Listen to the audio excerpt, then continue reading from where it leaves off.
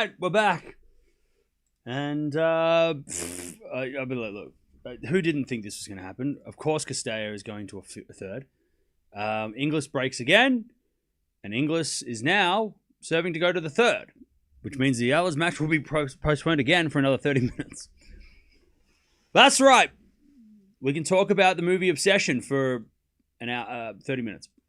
Plenty of other stuff going on, by the way. We've got Stuttgart happening right now. We've got Den Bosch happening right now. Bolter is playing right now. Sigmund Jones, a player, better start. Plenty of stuff going on. Where is Alex? Alex is starting after this Castella-Inglis match. I thought Castella was going to win. Did she save match point, Inglis, or what happened? I saw that it was deuce at 5-4. Also, winner of this match, by the way, takes on Jovic, who just won against Rujic. So there you go. Jovic, Eala rematch, almost there. How are we doing, chat? What's going on? What's going on? How are we doing? Struff's going 3. Yes, he is. I have got Greek Sport in my team, so I need Greek Sport to win in straights. And he's up a set and a break. Inglis is going to serve for the second, so we're going to be delayed even longer. Nikki is a good actor. That movie was... I want to see it again, but it was also like super creepy, but I want to see it again. Also, Navarro's playing right now as well. There you go. Navarro. What's wrong with the West Coast of USA? What time is it in the West Coast of USA? It must be like 6 a.m. 5 a.m. or something. Wonder if Eala will be worried about the earthquake that just happened. Yeah, by the way, shout out to everybody out in Philippines. I know we have a lot of, especially during the Eala matches, have a lot of people. So hopefully you're all right. I know I saw the news. Like we've had like mini tiny little nothing earthquakes in Australia. And like I've experienced this much of that. And it's terrifying. So hopefully that was terrifying. I couldn't even imagine. So hopefully none of you were seriously affected. If you were, hopefully you're okay, because that was scary. When I saw that, and I heard the news, I was like, that's scary. So hopefully you're okay if you were affected, and if you're in the Philippines, because I know we got a lot of people watching, especially this match. A lot of you are from there, so hopefully you're okay. Why the thick jacket? Because it's cold. I'm freezing. I wonder if Eala... Okay. Inglis has lost 9 of her last 10 matches since the Australian Open. Well, she's about to win the second set against Castella, so... I'll tell you, Raducanu would rather not play Castella. I tell you that. So she would not be mad at what's going on right now. It's 6:37 in the West Coast. Oh, that's not too bad. Right. I thought it was like something crazy. All right, well, Inglis takes a second.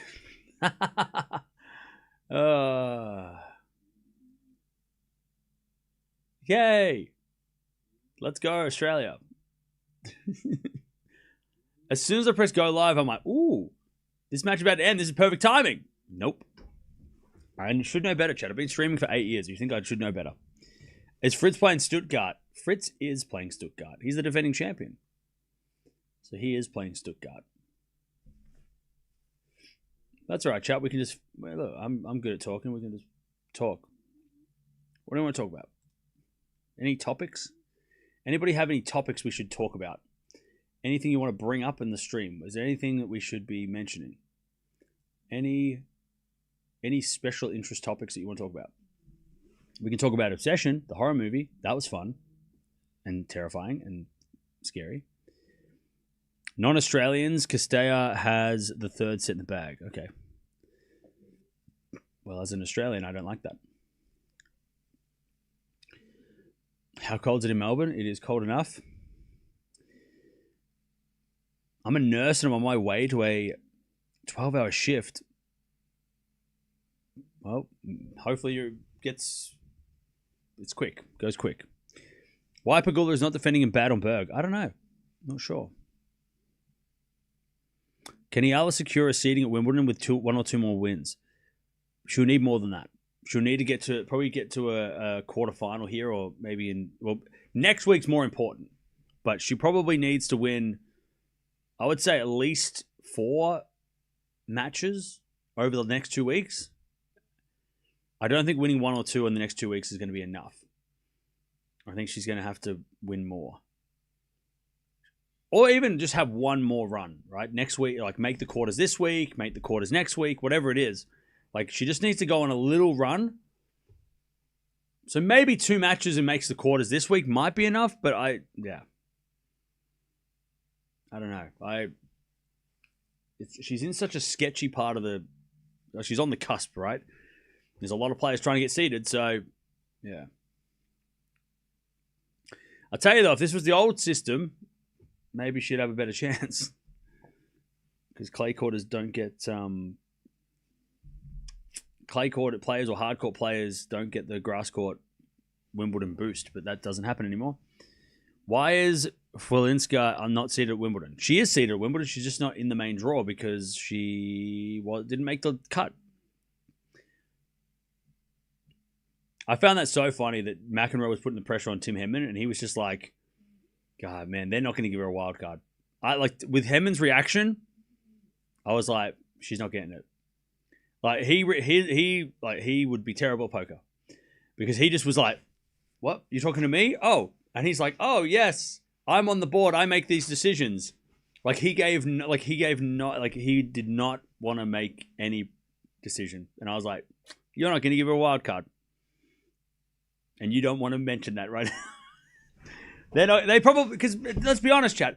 They probably already put the wild cards in place. They probably Wimbledon would have done this. They would have gone, okay, who are the British players? Because they only pick British players, right? And they maybe would have saved 1 or 2 for potentially Venus, whoever, right? Or whoever, right? Serena. I don't think Serena's coming back for singles, but they already know who they're going to pick. This isn't a last minute decision. They would have already set the wild cards up. If they're all British players, they would have just gone, okay, who's not playing Wimbledon? Who's not in the main draw? Bang, bang, bang, bang, bang, bang. So I don't think they're going to give her a wild card. If they were going to give her a wild card, he would have been like, well, I'll put in a good word, right? And just being kind of like a little bit of I'll do my best, like a little cheeky nod to it. But he was very he didn't really give any of that. And it made me think, oh, now you've already made the decisions and and she's not in your plans, which is going to go down real well. I'm sure everyone will be really happy. If she gets a wild card, John McEnroe deserves credit for that. He deserves all the credit because he's the one that put the pressure on for her. Also, it's raining in Stuttgart. No, sorry, Den Bosch. It's raining in Den Bosch. Den Bosch is raining. So we've still got about 30 minutes maybe to this match starts. Probably longer, right? Probably more like 45 minutes, which is just how tennis works sometimes. Never starts on time, rain delays, blah, blah, blah. You know how it is. You know how it is. When's Kyrgios playing? He's playing after Tiafoe. Tiafoe's playing after Struff. So Keegs is playing later. So we've got time. Yeah, it's raining in Den Bosch. Yep.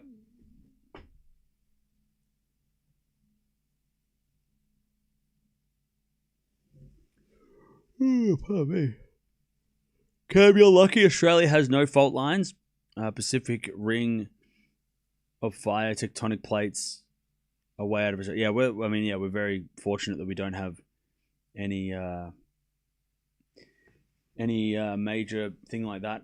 I know New Zealand do. But yeah, I'm glad. Yeah, we're very lucky we don't get earthquakes because we're sitting right on the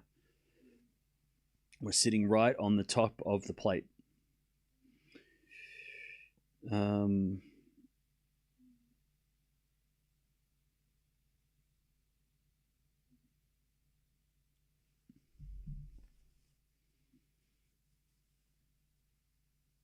Is Alex playing on court 1? Yep, she sure is. We just need Castella to win or Inglis to win this final set so then we can get started. I was hoping that, like, because Raducanu's match went too quick, that's why. But I was hoping that because Raducanu was playing at the same time as Castella, both those matches would end at the same time. But obviously not. Raducanu played ridiculous and Castella is in a big battle.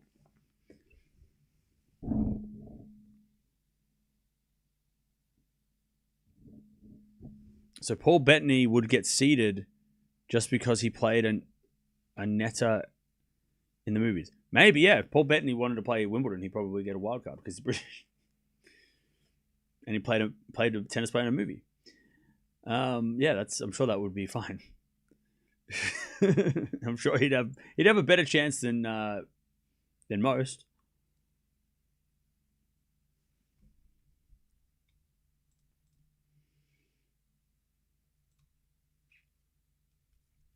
But yeah. We were hit with a 7.8 magnitude earthquake 2 days ago. Yeah. Yeah, it's really sad. So hopefully it didn't affect any of you guys, because the second I heard it, I was thinking, shit, we're gonna watch Eala, and I hope that it didn't affect. I mean, look, it would probably affect some of you, but I hope it didn't directly affect any of you, because that's really, really sad. And I hope that you're all safe, right?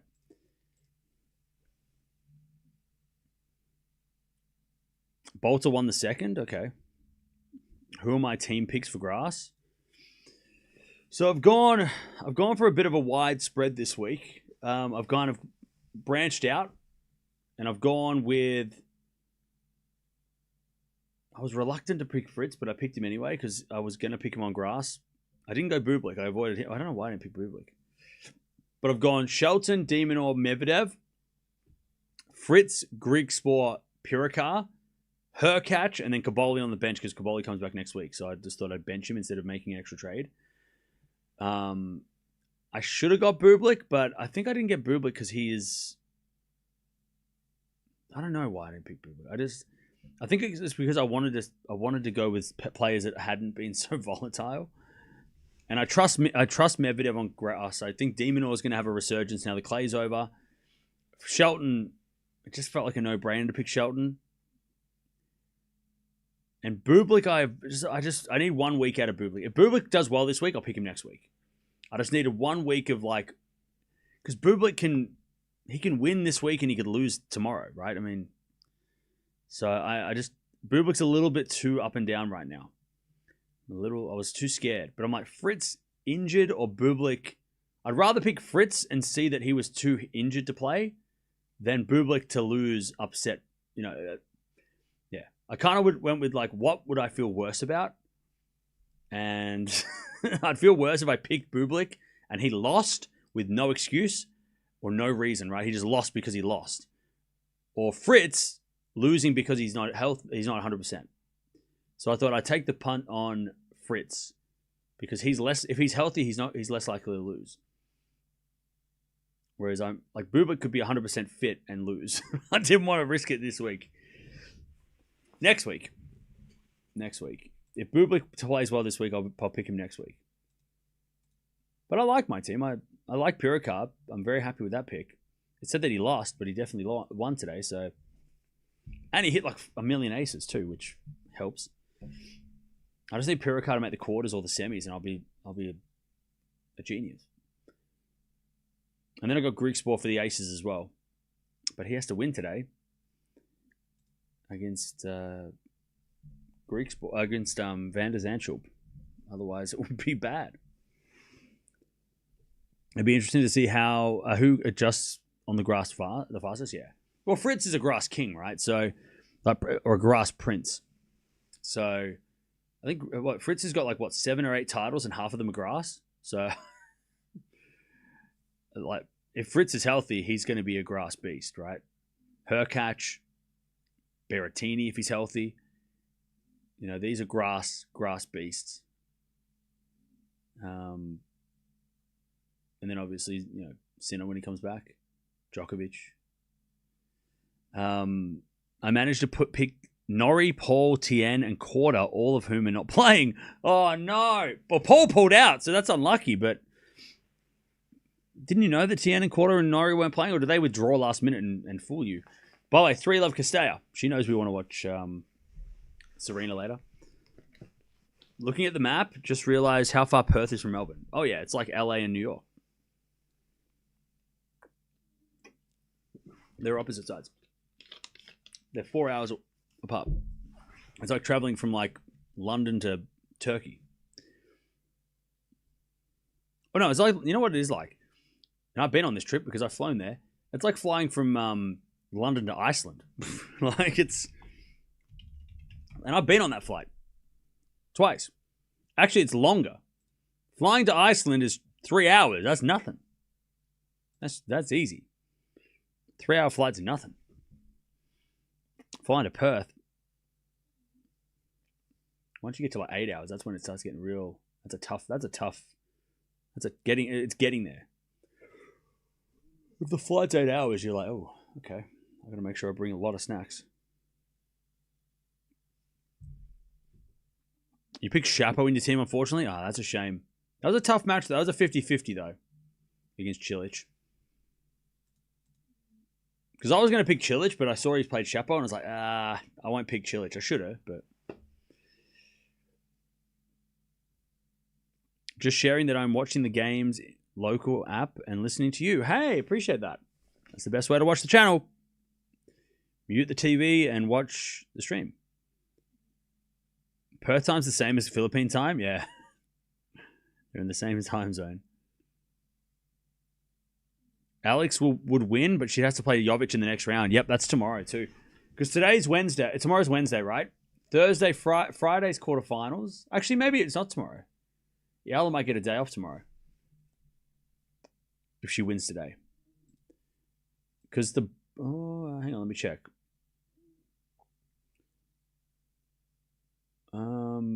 Yeah, because Christian played yesterday. Bolter was supposed to play yesterday. Oh, no, maybe not. I'm not sure. Maybe the top half of the draw played... I'm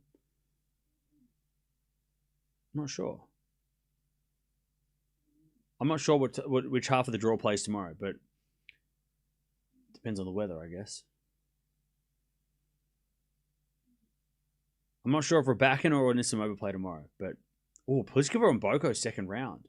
You know what? It'll be top half tomorrow because Mboko will play tomorrow. Because they don't want to, because Mboko plays today in doubles, and they probably want to give her as best they can. They probably want to make sure that, because she's playing with Serena, so that she's got, probably has a little bit more of a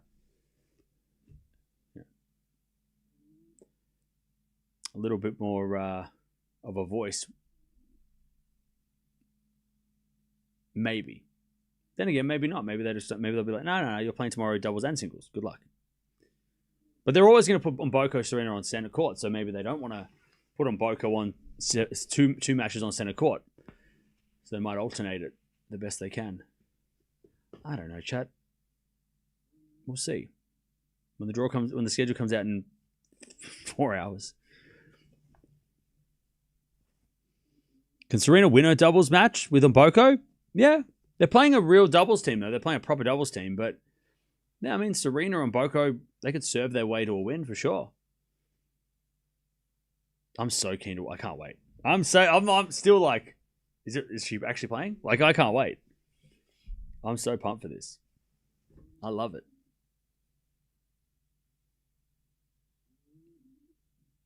Like, Serena's one of the tennis balls that I want the most. Like, the only players that I don't have that are on my Grail list right now is Serena and Rafa. I've got a Roger ball. I've got a Novak ball. Swiatek. Oh, actually, Alcaraz as well. I haven't got an Alcaraz ball. He's on my list too. I've got Leighton. I've got Lendl. I've got Sampras. Agassi's on my Grail list too. But like a Serena tennis ball is like the most signed Serena ball is probably the most expensive of all the players ever. Like it's probably like a Serena ball is like that's the hardest one to get. that's the most expensive one. Her, like, I don't think people understand. Like, her stuff. And Borg's pretty tough, too, because he doesn't do much. Borg doesn't sign much. So Borg's really hard to find. But Serena, over the time, I mean, you're talking thousands of dollars. Like, you can't find a certified Serena ball for cheap. Like, I try. I try and I look it up all the time, and I'm like, where, if I look right now, somebody's selling one for an auction for $100, but that sounds. It has a COA, which is a certificate of authentication, but it's them getting a picture of her signing a ball. That's not enough for me. I need like somebody to actually like double check, triple check, sign off on it. There's one for $500, but that's Venus. Okay, so Venus and Serena. Okay, but then there's some that are like a couple $100. I'm like, no. And then the one that has a real authentication is $900, right? And it's got Federer and Serena's autograph. But if you only want one, for some reason, the more autographs, the worse it gets. Yeah, so Serena here, $2,000 for this Serena sign. PSA, what's this? No, not PSA. Yeah, this is a letter of authentication as well. It's got a whole thing. People have signed up on it. It's legit. $2,000. Like, that's crazy. I don't have anywhere near that to spend on a tennis ball. But like, yeah, Serena stuff is tough. Like, people are selling like, Serena, I'm going to sell a Serena ball. Yeah. I'm like, okay, but like from a place that I've never heard, like certificate from somewhere I've never heard of. Like, I like, you got to be careful. You don't want to spend money on stuff that's not real, right? There's only like a few companies that I trust. Like this one here is like $1,500. This Serena ball, I can't afford that. $1,000, I can't afford that. The one that's $93. Okay, $93. Yeah. I'm gonna buy that one. 90. Yeah. You're gonna get me with that one, are you? Yeah. And then Alcaraz stuff is thousands. Rafa stuff is hundreds. Probably more now because everyone wants to, everyone's talking about him, right? But yeah, those are the three. I'm surprised I got a Sampras ball in 2020. And that was probably a little bit lucky because I don't think Sampras does too much autograph stuff nowadays.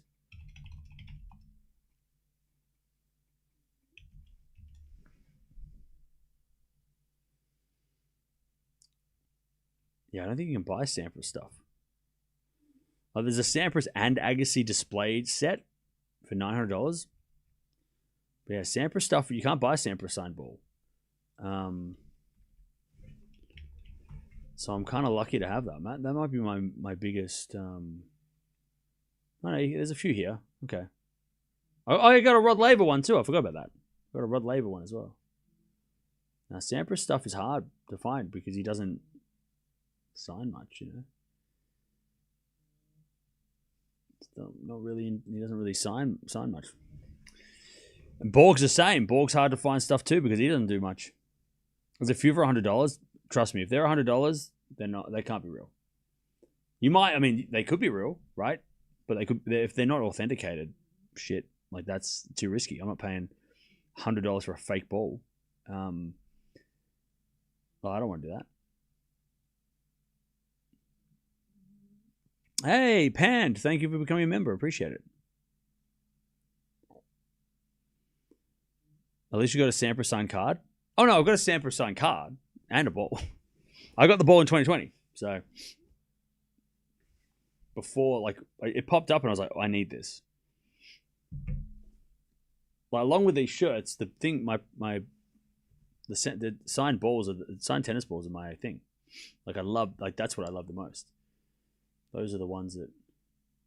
Those are my prized possessions. Casellas is taking her time here. That's why we're waiting. Now, Fernandez-Bolton match is going on center court. Why does it take so long to start? Because there's a match on beforehand.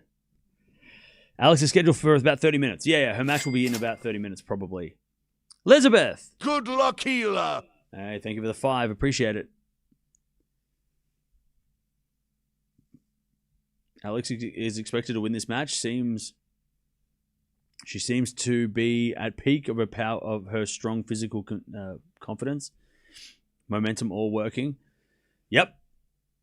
She just came off a challenger win, and that's going to give her a lot of confidence. And now she's going to take on a player that she should beat. Zhang is not.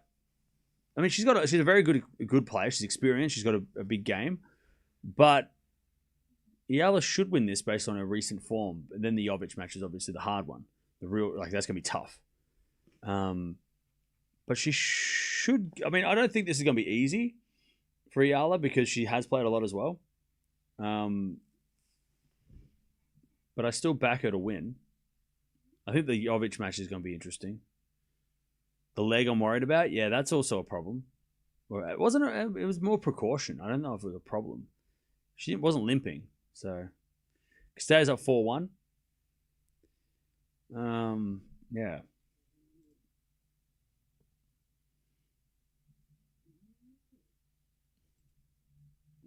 So Struff's up 3-1 in the third.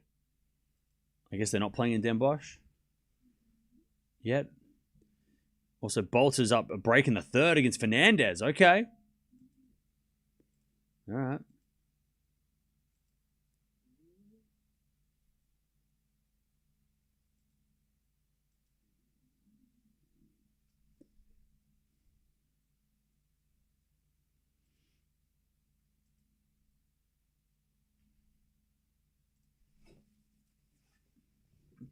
Who are the two blue shirts behind you? Rafa, 2020.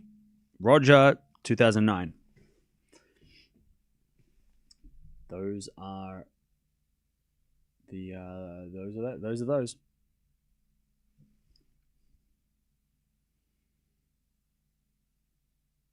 Is it 4-1 Castell? Yep, it is 4-1 Castell. Hey, what's up, Linda?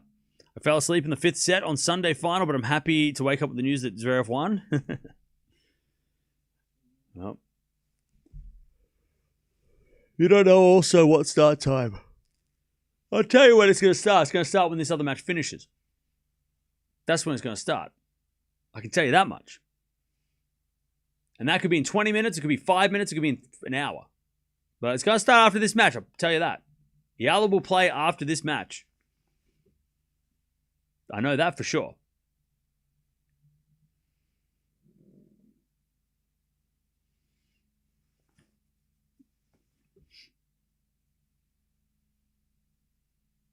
Who did you see when you went to Wimbledon?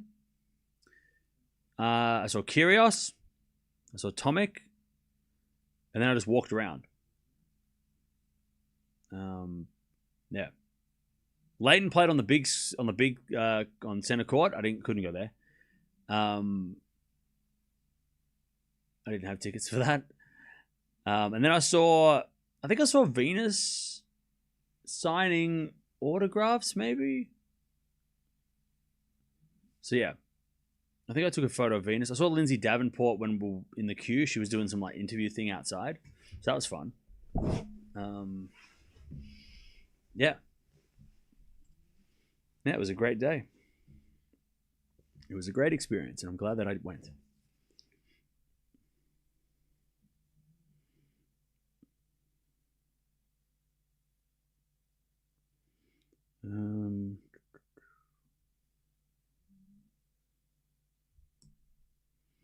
Have a look.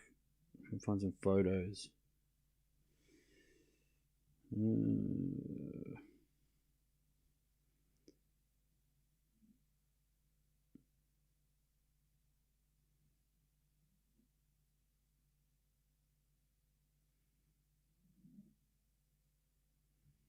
I don't have photos on my phone. Do they wear those? No, they're not. They're not worn. They're not. They're not worn. I wish that would be crazy. They're not match worn. They're just replica jerseys. Replica? I mean, they're the same as what they wore, but it's not theirs.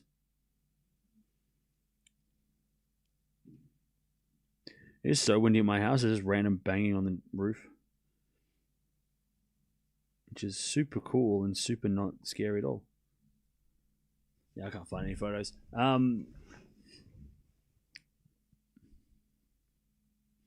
Zverev's clean shaven now. Looks younger. What, bald? What, he shaved his hair off? Wait, what? Zverev bald? Is that what you're saying? You're saying face or head?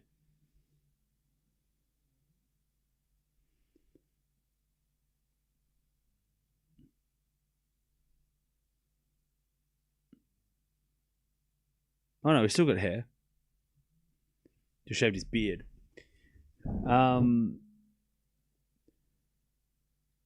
Who has the best serve of today's players? Raducanu.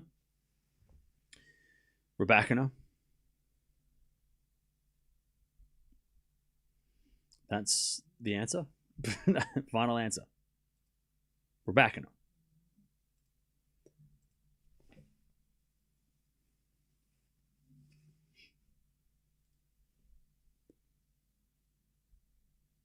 Watching from Philippines, just fight Alex. That's it. Which is coming up soon.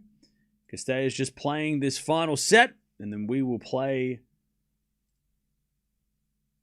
the game of watching her play. Or whatever. How many points does Eala have to defend this weekend? 0.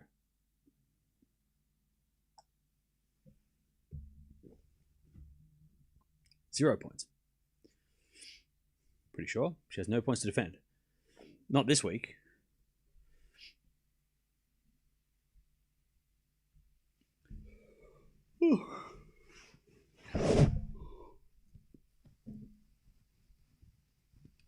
There is 4-2, by the way, third set. By the way, don't forget to subscribe if you haven't already. We're almost at 303k. Well, we just got past 302. We're going for 303.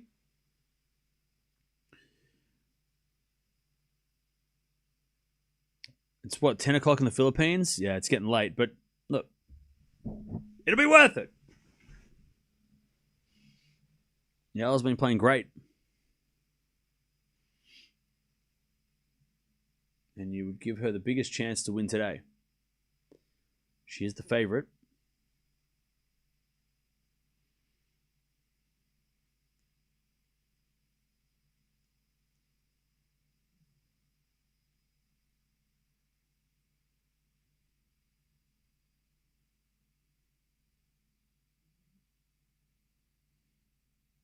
All right, Castella wants to play a marathon. Fine. Go, Alex. Watching from Australia. Cool. I wonder if Eala will play Eastbourne. I think if she doesn't play well the next 2 weeks, she will. But if she does okay this week and next week, she probably won't. I think the reason why... Well, she's playing Bad on Berg, isn't she? So she's not playing Eastbourne. Is she in the Bad on Berg main draw? So yeah, okay, so regardless, yeah, she's playing Bad on Berg. No, she won't play Eastbourne. Because she's playing Bad on Berg, which is on the same time. So, yeah, so the answer is no. The answer is no. She's playing another tournament that's at the same time.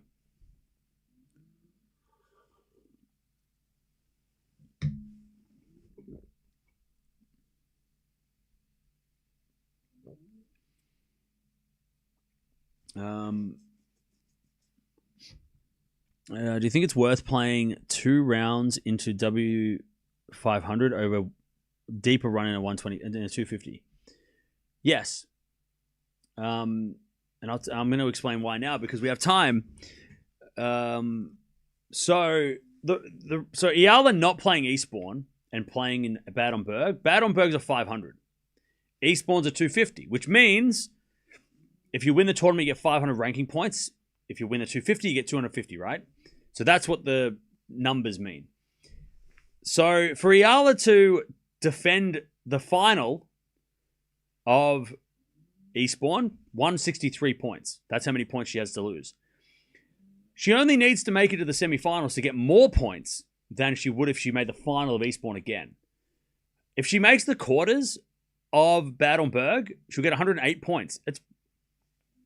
And that's depending as well if she does well now, and So she'll lose 60 points if she makes the quarters of Bad on Berg. 60 points, depending on the next 2 weeks, might not be terrible for her ranking.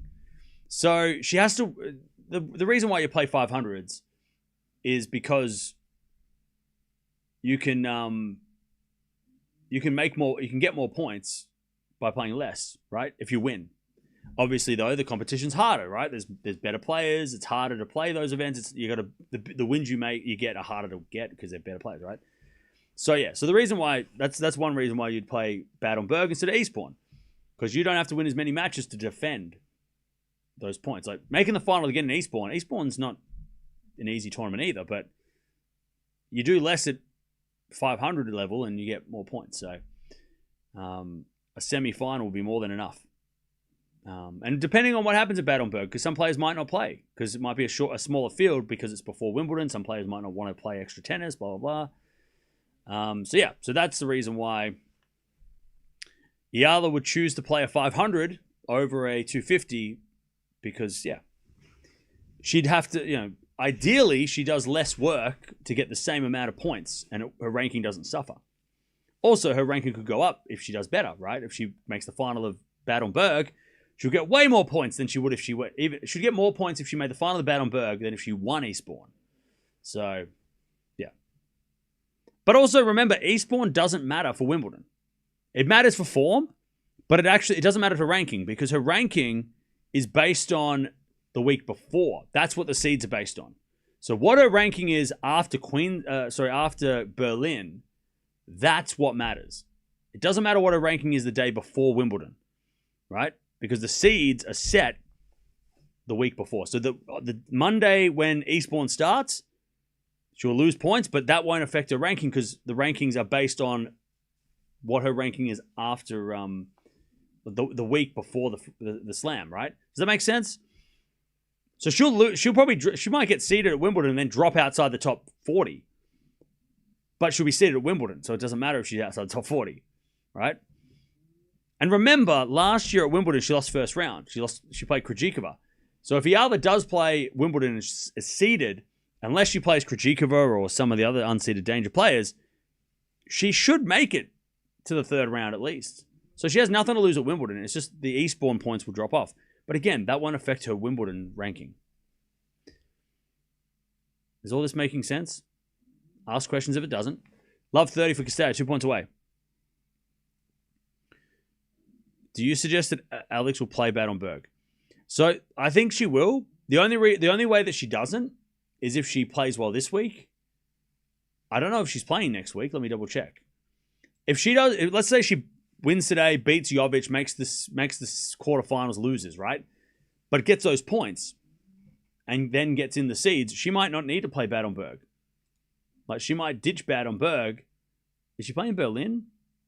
She is playing. She's in the qualifiers of Berlin. Unless she got a wild card recently that I don't know. But did she get a wild card? But again, Berlin's a 500. So if you do well in Berlin, you don't have to play as much tennis to get as many points, right? You have to obviously win the first round. If you lose first round, you won't get any points. But so if she does well over the next 2 weeks, Eala might not play Bad on Berg, because I think the goal for her, I think, is to be seated at Wimbledon, right? So if she can achieve that, she won't play Bad on Berg. The only way she'll play Bad on Berg, I think, will be if she, let's say she doesn't play well this week, and next week she loses first round and she needs more matches. But if she does well this week and next week, and she's already got a title on grass last week, she probably won't play Bad on Berg to rest up for Wimbledon, right? Especially if she's got a leg issue. So I think maybe Bad on Berg is probably a bit of and it is for like every player uses the last week of the last week before a slam, French Open as well, right? The week before the French, Strasbourg, all those tournaments.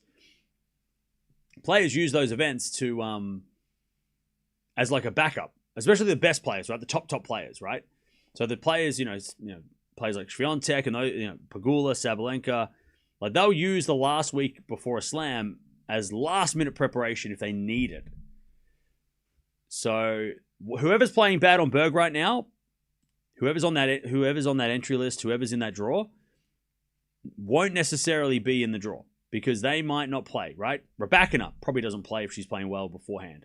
Swiatek, Andreeva, right? If Andreeva does well next week, she might not need to play bad on Berg. She might, no, forget that. So there are chances that she doesn't, that players pull out because they already, they've already done well elsewhere. Does that make sense? Like it's used, a lot of players will use bad on Berg as like a safety net, right? Some use it for legit preparations. Swiatek is one of those players who uses that legit like every year.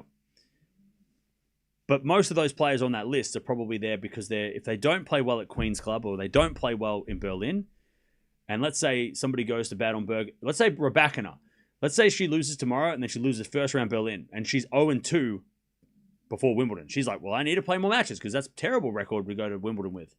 And then she plays bad on Berg. But if Raducanu wins Queen's Club and then loses in the semis of Berlin, she probably won't play bad on Berg because why would she play that when she's playing well? You know what I mean?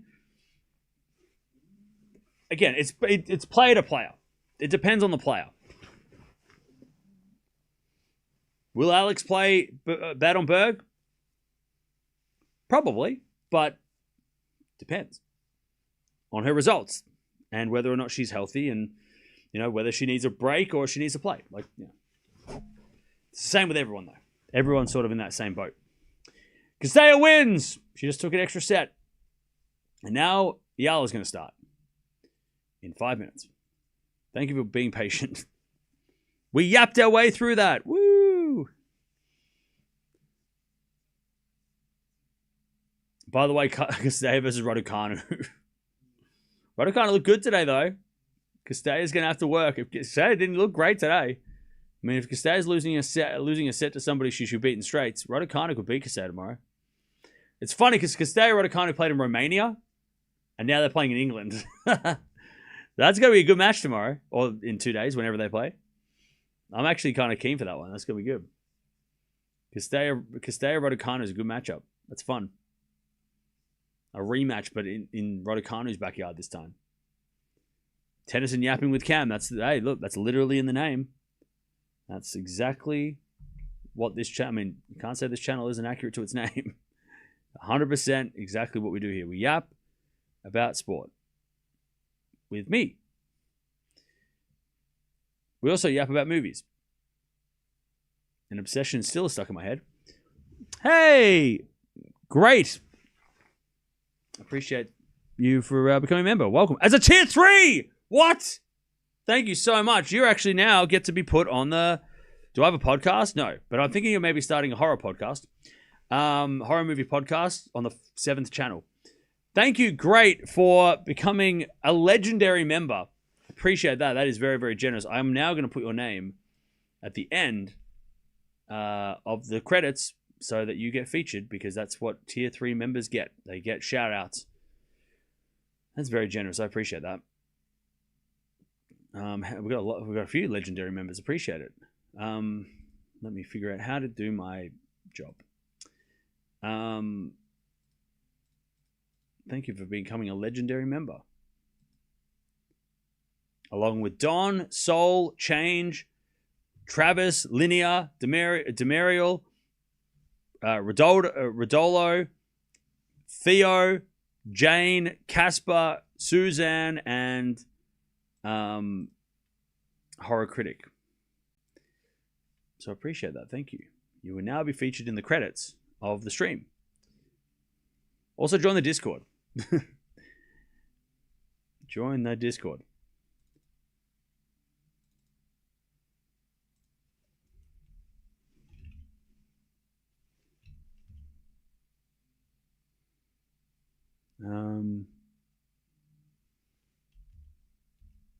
Make sure I get the name right.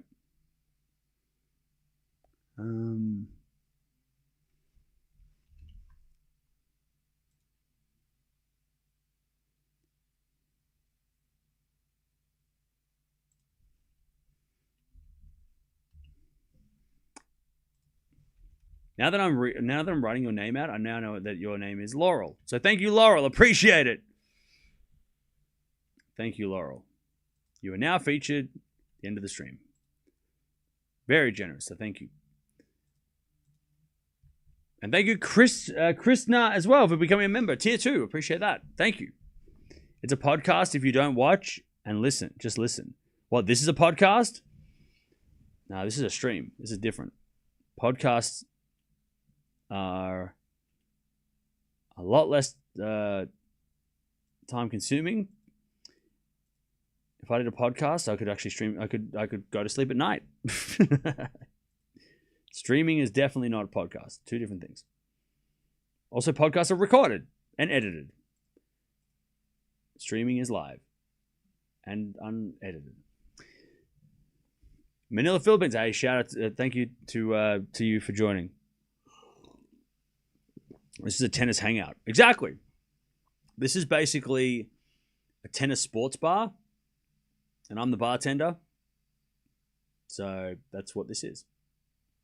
This is a tennis sports bar. I just don't have a bar. Maybe that's what I should do. I should buy a bar and just sit behind it. Hey, Suzanne, thank you for the 22 months as a Tier 3 legend. Appreciate that. As one of the legendary members, appreciate that. Thanks for sticking around. Eala did win Birmingham, yeah. Can I get a martini? Oh, now everyone's asking for drink orders. Sorry, we don't have anything right now. Sorry. No.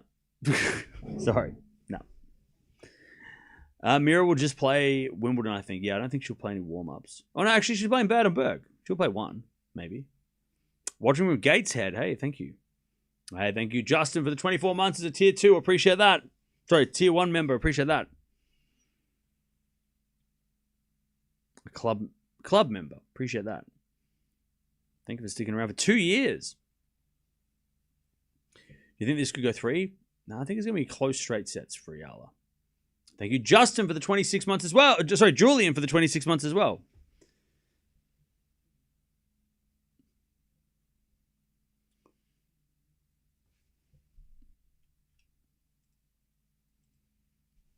Thank you for joining. Thank you for sticking around.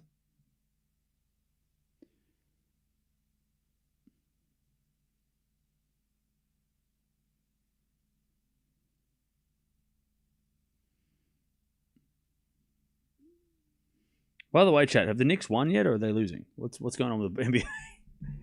What's going on with the NBA? I haven't been paying attention. Did I see The Obsession? Yes, I did. Yes, I did. I did. It's 2-1 Knicks, okay?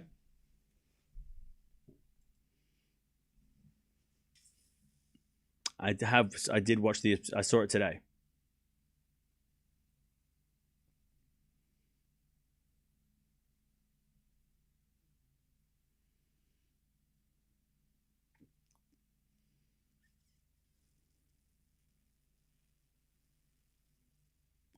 Oh, San Antonio were going to go down 0-3. Ooh. So wait, what was the game? What was the game today? Was it close? Oh, they won by 4. Ooh.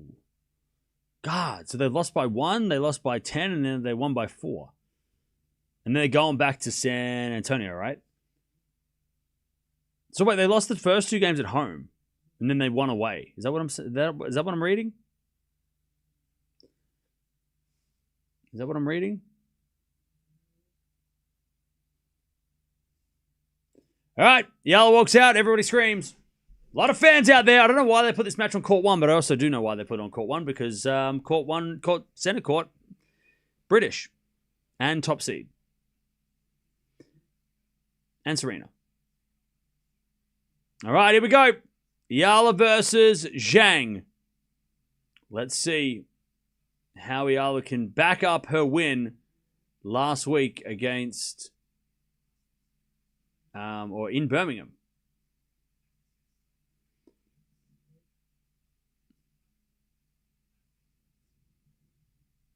San Antonio lost 2 at home and then stole 1 in the Knicks. That's crazy. I thought it was like, wasn't it 3? No, okay, no, sorry. So the NBA Finals is like 2 at home, 3 away, 2 at home, isn't it? Is that how it works? Isn't it like the first 2 are one somewhere and then the next 3 right? And like all the other finals are like 2, 2, 2, and 1, right? Or something? I don't know. There's some different format, isn't there? These two have never played. 2, 2, 1, 1, 1. Okay. I thought it was 2, 3. Why did I think 3? I don't know. 2, 2, 1, 1, 1. Okay.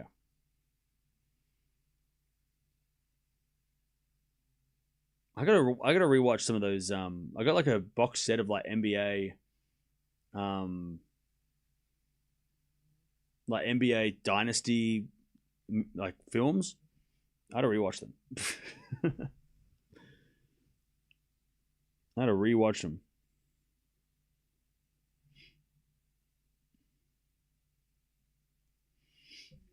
There we go. They're warming up. Alexandra Eala. And the sun's come out too. Yay. 2-3-2 is the old format. Oh, okay. World Cup next week, is it? Hell yeah. Well, when's Australia playing? What are we playing? Wait, hang on. Oh, we're playing this weekend. 2 p.m. Sunday. Ooh. Do I go to the city on Sunday to watch the soccer against Turkey, Australia-Turkey? Who's Australia's got? What's our best chance of getting a win? Who can we beat? Is Turkey a good team? I don't know.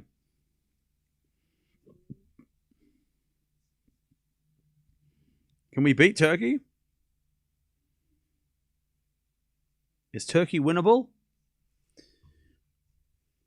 Go to the city. Australia may lose.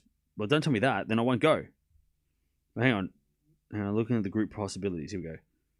No, Turkey are pretty good though. Paraguay is our best chance, right? We could beat Paraguay. I mean, I want to watch Australia USA, but that's like we'll be live when that happens. So that's on at like 5 a.m. and I'll be streaming. So, but then again, I kind of want to go to the city at 5 a.m. to watch that. But that's on Saturday.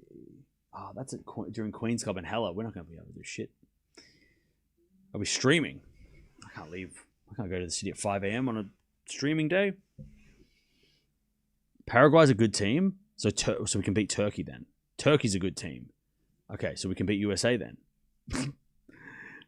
Chat, I need you to tell me which team can Australia beat. Who can Australia beat? So I want to watch that one. I don't want to go to the city and put on all that effort and then we lose, right? We have to win. So like, which match will we win? Or at least get us like draw. Like I'll take a draw. Which one can I go and we get a draw? Anyone can beat USA. Okay, so you're saying I should go to the USA one. 5 a.m. in the morning. 5 a.m. It's a tough group. But that's good because it means that like we have a chance. Like we could have been put in any group because our team is not very good.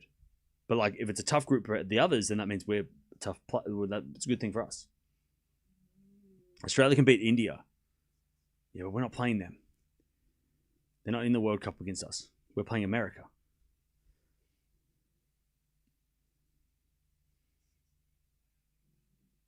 All right, they just warm up their serves.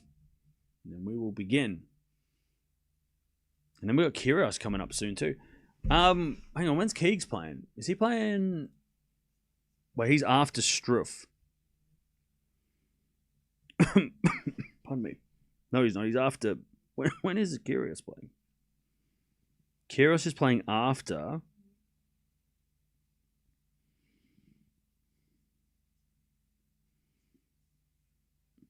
Kyrgios is playing after. Wait, when the hell is Keegs playing? I had the schedule memorized and then I forgot. He's playing soon. I know that much. Last three serves. And then Eala will begin. Kyrgios is playing after Tiafoe. And people in the chat have said that, right?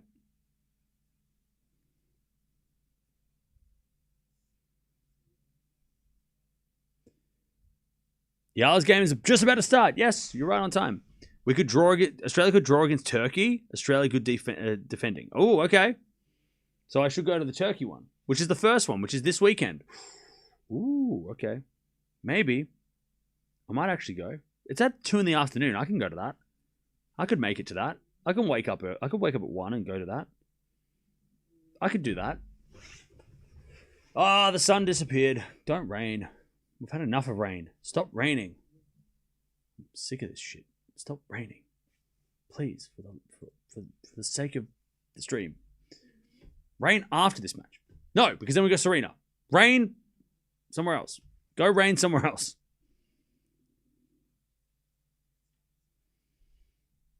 Go rain somewhere else. All right. Eala's going to serve. Oh, Big Foe starting now. Okay. Serena starts in 2 hours on center court. Go to USA, Mexico. Wait, go to America? I can't afford that. All right, serve. I'm going to go Eala in close straight sets. Zhang returns and Eala smacks it away for a winner. By the way, good news. Eala does not have her leg taped. Good news. No tape on the leg this match.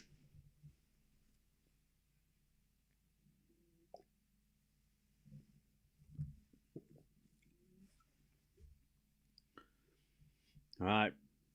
Eala, good serve again. Oh, sorry, Zhang with a great return. My bad. 15-0.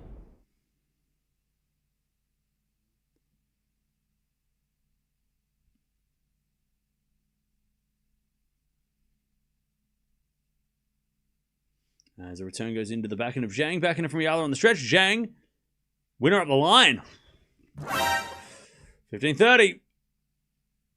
By the way, Zhang these days is more known for her doubles. She was actually had a really, recently, like the last couple of years, she had a horrible losing streak. I think she lost like 20 matches in a row or something in singles. But she is the current Australian Open doubles champion. So she can play tennis. She's been as high as 22 in the world, which was back a couple of years ago. She's won 3 titles, Eala with an ace. She's 5'10", so she's one of the taller side of the WTA. Not that much taller than Eala, though, so they're similar heights. 37 years old, very experienced. But yeah, doubles, world number 2 doubles player, currently number 10 in the world in doubles. So, yeah, definitely not a random, but obviously more of a doubles player these days. As Eala with the forehand goes wide. And Zhang has a break point first game, 30-40. Zhang will win today. Okay. Doubles match on center court. Yeah, the doubles match is happening later. All right, break point Zhang. As Eala with the serve out wide. Is a fault. Gee, that was close. Second serve. Zhang is already on the attack. Second serve. To the backhand of Zhang, forehand from Eala. And Zhang hits it wide and we get the deuce. Why is the scoreboard giving it away? Boo, scoreboard, boo. It's because my stream was late. All right, return. Goes into the forehand of Eala and Eala overhits it. Advantage to Zhang, another break point. You're showing Zhang as the one serving. Oh, is it upside down? My bad. Wait, hang on. Why is that happening? Is that a glitch? That's not my glitch, is it? Oh, no, Eala is... Okay, my bad. Sorry. I mucked up the names. Thank you for telling me. Whoops. That's the live stream. We don't need to... We're already here. There we go. Zhang is a winner. Thank you for telling me, chat. I just put Eala's name on the wrong side. All right. Eala gets broken first game. Zhang won. Love. Zhang with the break. Now it's working. It was backwards. Zhang is an aggressive counterpuncher. Yeah, this is not going to be an easy match. Zhang is tough. One love Zhang. takes the first game of this match. Who's serving? Zhang is serving right now. Zhang has got the serve. Who you got? I've got Eala in close straight sets. I think Eala will be a close straight sets.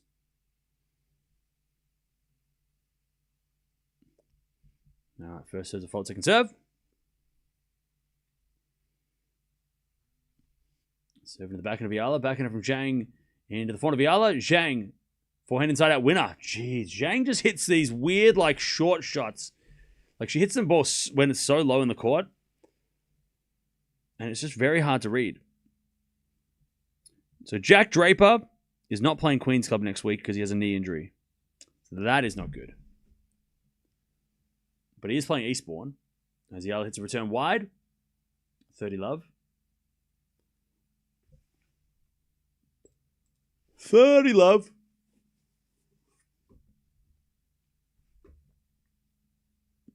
Serve again. Into the backhand of Eala. Return gets a backhand of Zhang. Cross court winner by Zhang. Gee, she is hitting the ball so hard. 40 love. Zhang is crushing it. 40 love. 40 love. There's a return. There's a fault.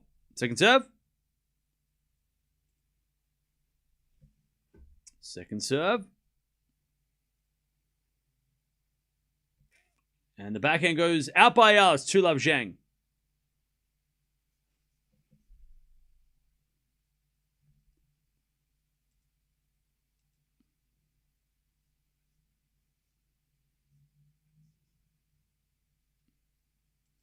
All right.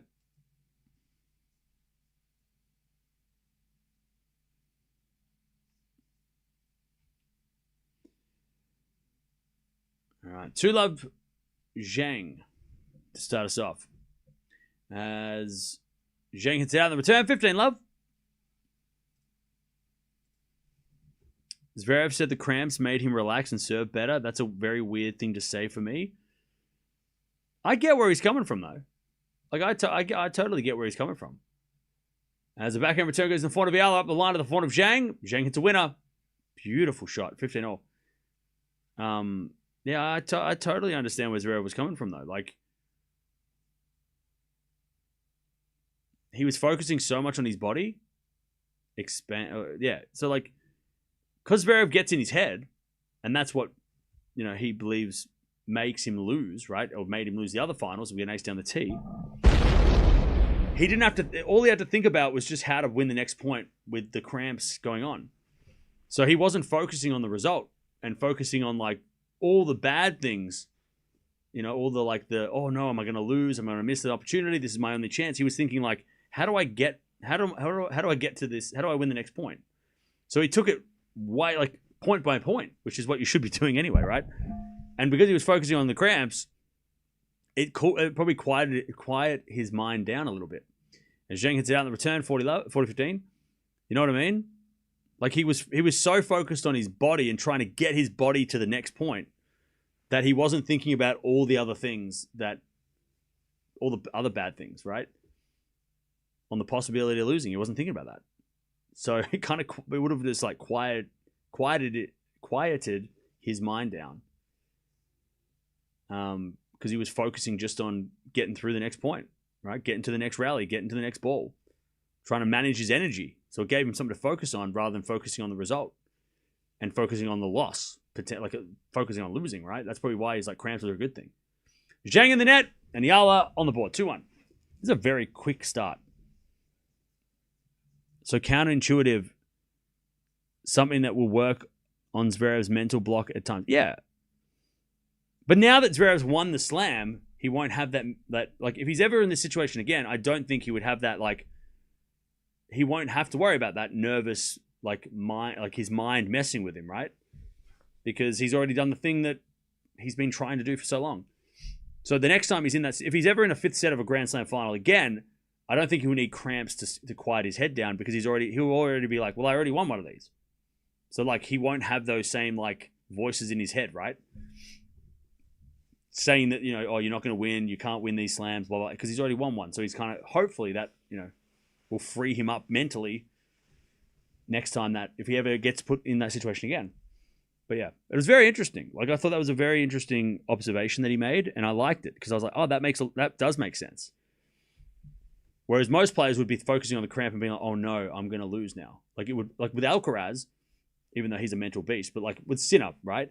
Sinner starts cramping, he's probably thinking, oh no, this is going to hurt my chances. Whereas Zverev was like, what hurts his chances is his mind. So for him to focus on something else takes his mind off the result, right? I thought that was a very insightful and it made sense. It was like, yeah, okay, I can see where you come from. If he was like cramping as bad as like Sinner and Alcaraz have cramped in the past, maybe he wouldn't be thinking like that as much. But yeah, it was interesting and impressive as well that he won with cramp. You know what I mean? Like, he won a Grand Slam by cramping. Crazy. Like, we should give Zverev some credit for that too. Anyways, great return to Eala, 15, love 15.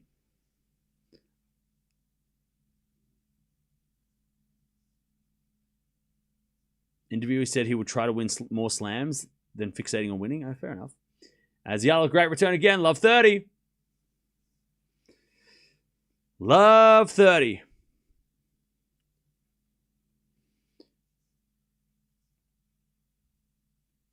After this win, I'm expecting Zverev to announce that he's having a kid in 2027. He's already a dad, though. As with a fine winner from Zhang, 15-30. He's already got a kid. So I don't think he would be... that'd be strange for him to be like... He's already a dad, so it wouldn't make a difference.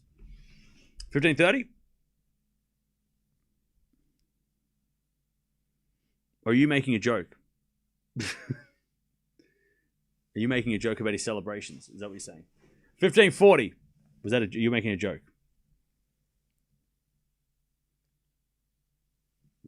All right, 15-40. Break points for Eala. Zhang says a fault. Second serve.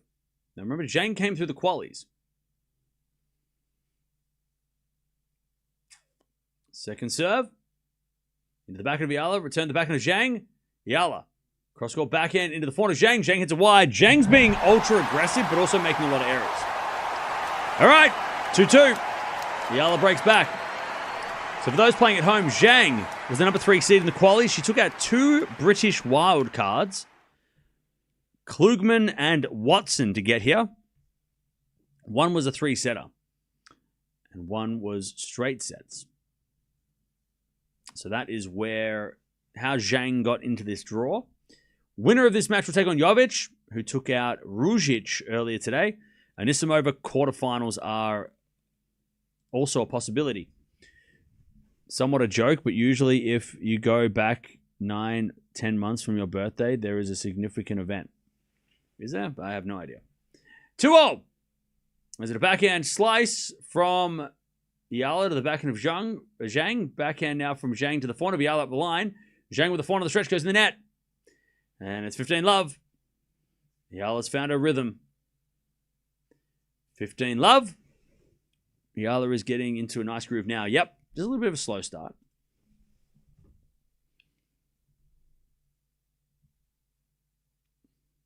All right, 15-love. As Eala serves again. By the way, I just heard a massive cheer, and I know why. I was like, why are people screaming on the other court? Anyways, return out by Zhang, and it's 30-love Eala. So why is there so much noise going on center court? Because Bolter won. Why is everyone yelling? Bolter beat Fernandez, that's why. All right, 30-love. Serve to the back end of Zhang. Return goes long, and it's 40-love. Yeah, stop putting scores in the chat, please. 40-love.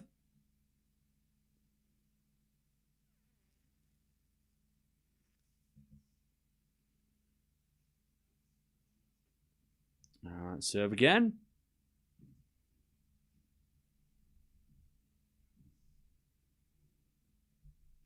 As that return goes in by Zhang, and Eala puts in the net. 40-15.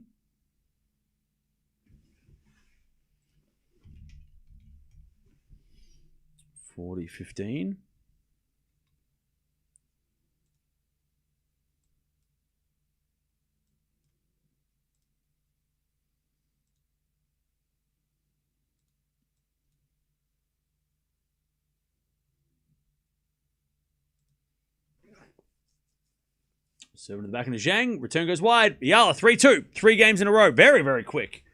Very, very quick match to start this. Both these ladies, well, actually, Zhang's the one who's not really... 15 minutes of 5 games. We are flying. It's more Zhang, though. She's the one that's like creating the pace and trying to go... or trying to hit winners really, really quickly. She is not mucking around. I think Eala is much confident on grass. Oh, yeah. After last week. For sure. But even like last year, she played so well on grass last year.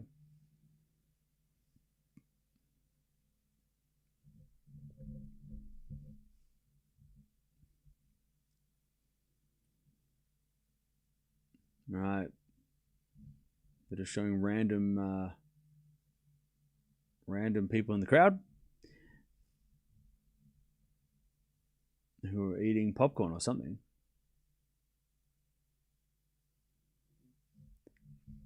No rallies yet. I know, right? This has been a very light 2-shot rallies. Serve, return, done.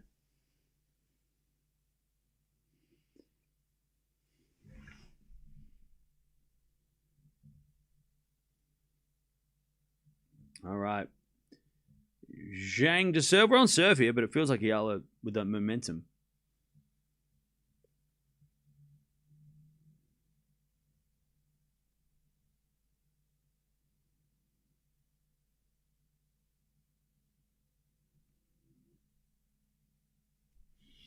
All right.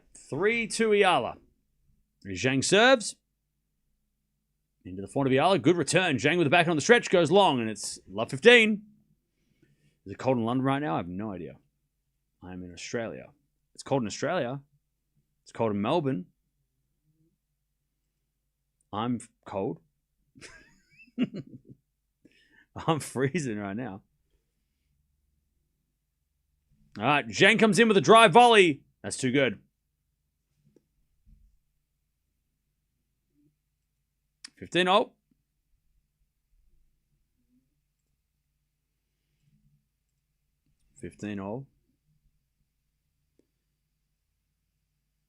I gotta get used to the pacing of grass because we're so used to like the slow clay, right?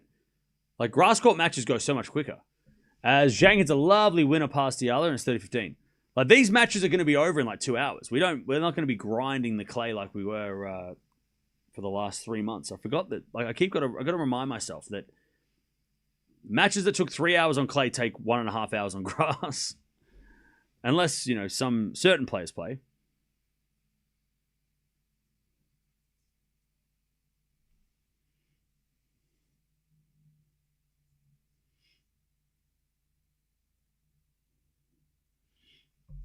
All right, 40-15. As a return goes long by Eala and Zhang holds 3-0. Can you explain why slicing is such a weapon on grass? Players like Maria do so well? I can after this. Remind me after this game. Actually, I'll put the board here so I can remind myself. Good question. All right. Eala to serve. 3-3.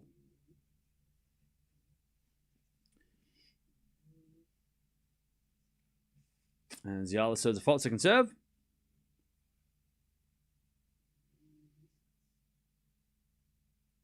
Serve to the forehand of Zhang. Forehand from Eala at the back end of Zhang, but Eala hits it long. And it's love 15.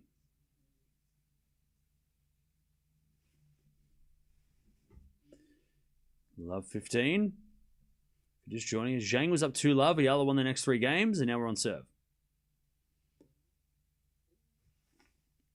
Love 15.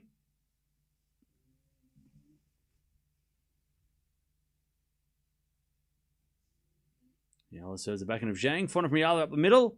Zhang gets it back with a forehand, but it's in the net. 15-all.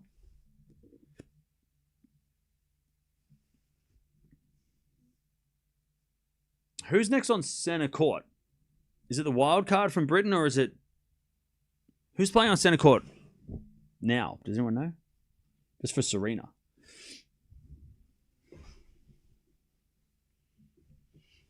All right, 15-all.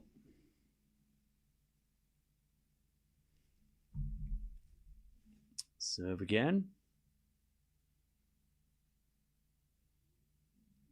Into the forehand of Zhang. Backhand from Eala to the forehand of Zhang. Zhang hits it long. 30-15. Oh, Sakkari versus Maria. Oh, is that happening on center court now? That's a way better match than a lucky loser versus a wild card. That's a good match.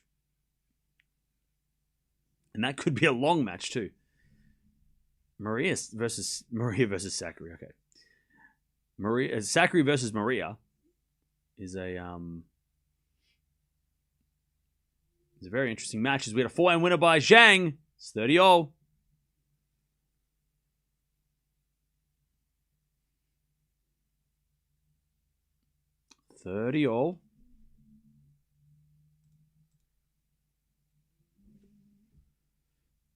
And Eala serves again. A fault. Second serve. Worried about Eala's leg? No, she hasn't got any leg bandage today, so she's, as far as we can tell, she's fine. 30-all. Double fault. And that's just because Zhang has a big return. 30-40.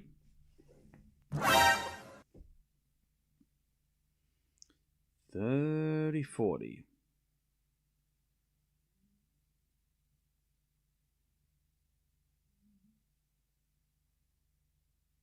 Eala with a serve. As the return goes in from Zhang to the back of Eala. Forehand from Zhang. Again to the back of Eala. Up the line to the backhand of Zhang. And Eala forehand again to the backhand of Zhang. As Eala forehand again up the line. Zhang hits it wide as she tries to go back up the line. And gets a deuce. Maria beat Raducanu. Yes, she did. Yes, she did. All right, deuce. As Eala serves again. Into the forehand of Zhang. Zhang in the net. And Eala gets to advantage. Yeah, Fernandez lost. Good fight back from Bolter. Yeah, I think Fernandez is up and setting a break as well. So that's a tough one.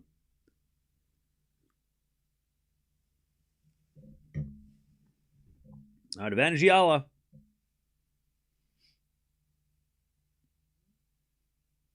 As a return from Zhang goes long, Eala holds 4-3, first set. All right, so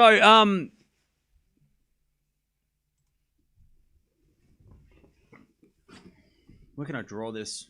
Actually, I'll use this as the ball. So, hang on, which way are we going? Right. So when the ball is spinning backwards, right? That's backwards, right? Is that forwards? Oh, I don't know. Let's get rid of that. So there's a tennis court, right? So when the ball, when it has slice on it, right? It means the ball's spinning backwards, right? Right? Means the ball's spinning backwards. So when the ball comes in, when it hits the ground and this happens on all surfaces, right? A slice will stay low. If it's a good slice, it'll stay low, right? So the ball comes in and then it stays low, right? Because it's got backspin and the ball wants to stay low on backspin. But when it hits the ground, it stays low. On grass, though, it hits the ground like it's a surface that's already slippery. So when it hits the ground, it stays even lower. Whereas on a clay court, a slice would probably maybe go a little bit. It would be less effective on clay. Still effective, but it won't stay as low. But on grass, it'll stay low, right? So that's why slice on grass is so effective. Now on hard courts, it's sort of in the middle, but it'll just stay really low, and that's why it can be effective. Because then what happens on the return side of things If the ball's down here, right, below your knees, you're going to have to try and scoop it up to hit it back. And that's why you get people coming to the net and, volleying and whatever. So keeping the ball low will make it hard because then you have to go up and under the ball, right, to hit it back over. Whereas if the ball stays up high, you can just crush it, with a normal. And sometimes, the best shot to hit a slice off a slice is a slice, right? If somebody slices it to you, that's why you see so many slice-to-slice rallies, because both players don't want to, loop it up so the other person can hit a winner. So that's why you see a lot of players like to go slice-to-slice, right? To keep the ball low, because getting under the ball with a slice is a lot easier than getting under the ball with a topspin. When it's that low, when it's a really good slice, and I'm just drawing all over my text. All right, cool. I need a bigger board. I'm going to put one on the wall. I'm going to replace this with a whiteboard. Does that make sense? So, yeah, that's why slice is so effective on grass. Because the ball will really stay low. Like, it'll hit the surface and really just roll.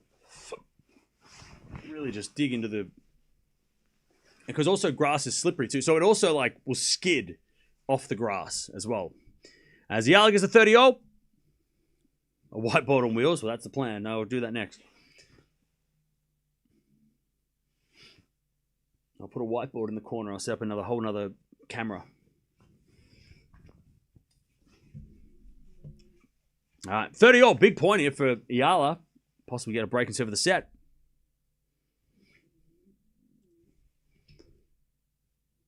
All right, first serve, the forward, second serve. Serving to the forehand of Eala. Good return to the forehand of... this is the backhand of Zhang. Backhand from Eala to the forehand of Zhang now as Eala back up the line. Zhang, cross-court backhand. Eala's there with a forehand slice. Backhand from Zhang again, the forehand of Eala. Zhang, forehand again, goes cross-court and long.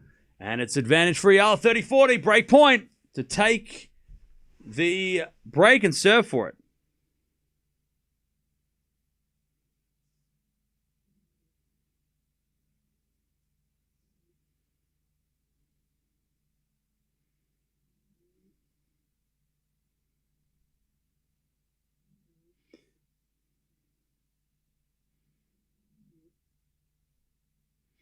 All right.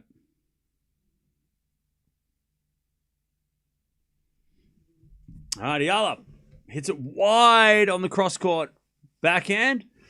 And we get the deuce. All right, we get the deuce.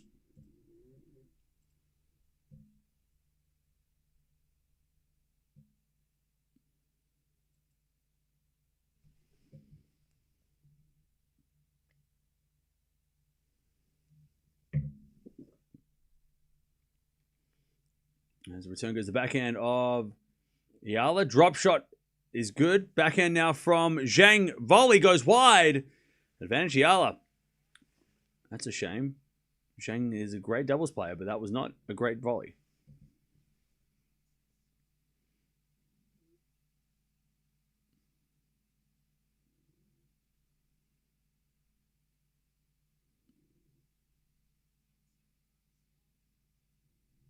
Advantage Eala to get the break, serve the set.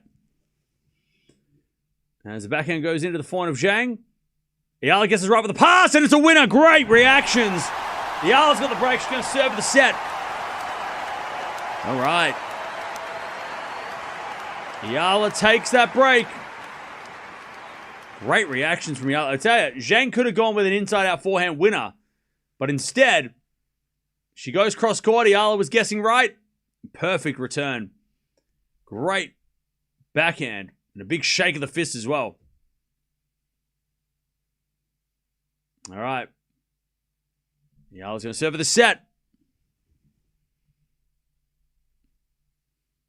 Yeah, poor game by Zhang. She's a lot better doubles. She's a great doubles player. That was the approach. I mean, she should know better than that. And also the volley before that was not her quality at all. She should have done a lot better than that. She hits a return winner that time. Okay. I tell you, Zhang is really just going for I'm going to hit a winner, or I'm just going to I'm going to attack your serve, or I'm going to miss. It's either going to be a winner or an error. That's what she's doing.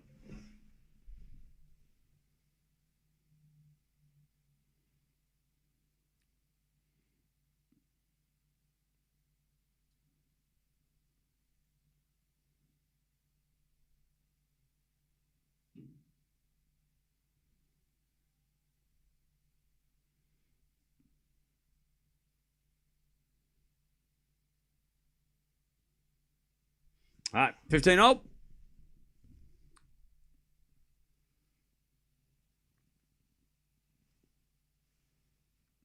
$15 with a serve again. With the back end of Zhang. Return goes in the back of Eala. Eala in the net. Man, Zhang is attacking the serves of Eala. She is really, even the first serve, she's super aggressive. She is super aggressive.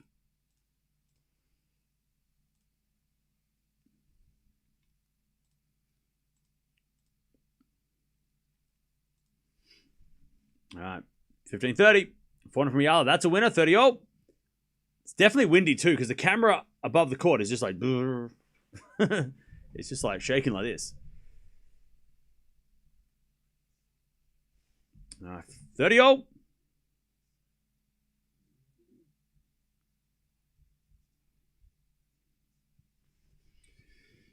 right, serve again. Into the forehand of Zhang. Backhand from Eala into the backhand of Zhang. There's Eala forehand on the stretch, but there's a let called because the ball from next door came over the court. So they're going to replay the point. Which is not a bad thing for Eala because Zhang was starting to get in control there. Probably not the worst thing for Eala to get a replay. All right, 30-0. As Eala serves again. A fault. Second serve.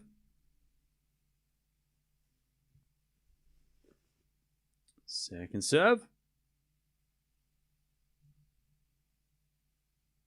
Into the forehand of Zhang. Backhand from Eala on the stretch. Zhang up the line. Eala's there with the backhand cross court. Zhang with the forehand.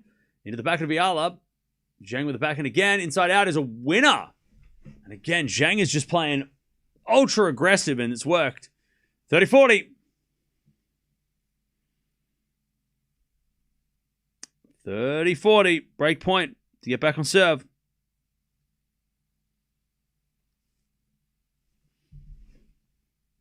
$30-40. As Eala serves. Into the back end of Zhang on the stretch. Too good. Great lefty serve. And we get back to deuce. Another game, another deuce. All right. As Eala serves again. By the way, Kyrgios is playing after Tiafoe. His match is 3-all first set, so we've got some time. Big foe. But I think it's starting to rain in Stuttgart, so. Oh no, it's all right. Anyways, forehand from Zhang up the line. That's a winner. Advantage Zhang to get back on serve. Advantage Zhang.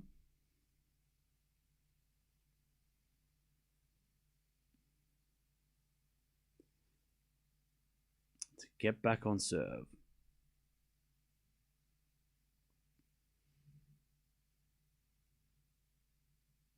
Serving to the forehand of Zhang is an ace. Whew, great serve to the team. All right, back to deuce. Lovely serve.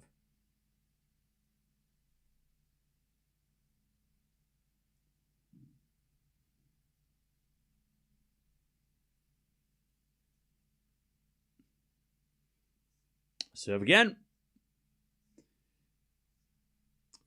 Yeah, Draper out of Queen's Club. Yep. Draper pulled out of Queen's Club, which is not good. There's a backhand return from Zhang in the net, and Eala's got a set point. Advantage Eala.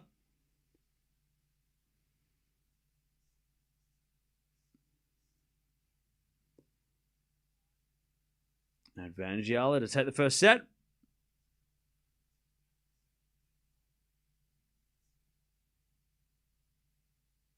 Serve. Into the backhand of Zhang. Good return to the forehand of Eala. Zhang with the forehand of the stretch. Eala goes up the line. Oh, missed it. Missed it wide. Advantage. Back to advantage gone. Back to deuce.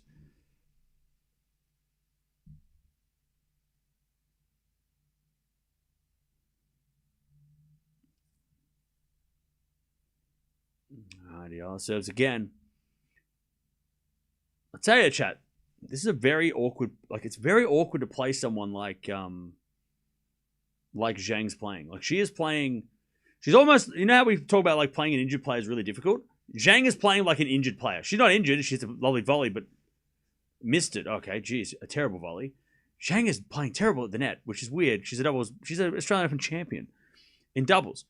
Advantage Eala. But she's playing, like, Zhang is playing so aggressive. It is so, like, just so awkward. Because Eala's defending every point. And really, the match is in Zhang's hands. But she's making more errors and winners. And that's, helping Eala. But, yeah, Zhang is like, if she catches fire, Zhang might win, like, 4 games in a row. Like, that could happen. Like, that's why it's so dangerous for Eala. Because she's playing against someone who's just got this aggressive mindset that's going to play like that with a return winner. Back to deuce. Like, Zhang's just going all out on every shot. And she might miss like she has, but what if she starts making all those shots? Eala's going to be defending like crazy. It's going to be real tough. Back to deuce. Like, this is a brutal... Like, it's so hard to play someone like this because there's no strategy. Like, Zhang's strategy is hit the ball hard. Like, there's nothing really Eala can do except, like, make her play as many shots as possible. And hopefully Zhang misses, right? It's a tricky one. Zhang, again, backhand to the forehand of Eala. Backhand from Zhang up the line's a winner. That's how scary it is. I mean, all of a sudden, she can miss an easy volley, but then she could just smoke a ball down the line. By the way, chat, we're almost at 1,000 likes. Appreciate that. Advantage Zhang to get back on serve. Like, this is such a tough player. Such a tough game to play against because the racket, is in Zhang's hand. She's the one making the plays, and Eala is just defending. Eala just needs to keep the point alive long enough for Zhang to miss. That's all she's got to do right now. Backhand return goes in the backhand of Eala. Zhang with the forehand up the line. Eala gets it back. Zhang backhand again up the line wide. See, just like that. Eala might only have to get 2 or 3 shots back, and then Zhang's going to miss, right? She's not hitting every shot in. She's not Sabalenka. Deuce. She's not Sabalenka before the quarterfinals of Roland Garros, because that quarterfinal was not Sabalenka. That was somebody else. Back to deuce. Marathon game here. Serve again. There's a fault from Eala. Second serve.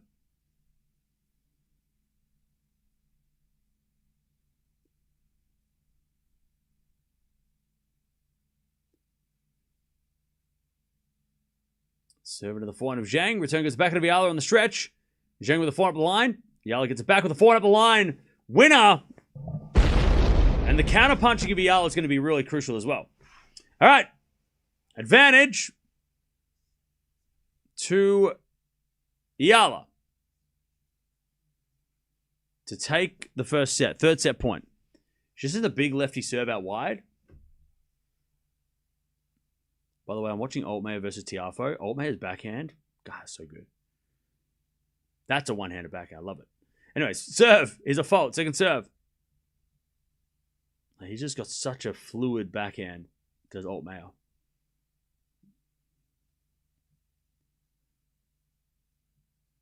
All right, serve. Into the backhand of Zhang. Return goes in the backhand of Eala. Zhang with the forehand of the stretch. Puts up a lob. In comes Eala. As Zhang with a pass. Eala with a volley winner. There it is. First set. Had to fight for it. Big reaction from Eala as well. Eala takes the first set. 6-3. But that was not easy. She was down a break early. Really just reacting to what Zhang was doing. But Eala takes it 6-3. Tough set. Very tricky set. By the way, chat, don't forget to subscribe as well if you haven't already. We are on the way to trying to get to, we're trying to get to, I don't know, 400K at some point in the future. That's the goal, eventually. Marathon first set. Well, the second half of that first set was a marathon. First half, like the first 6 games, were pretty fast. But the end of that set, that was the marathon for sure. Eala hangs on to win the set.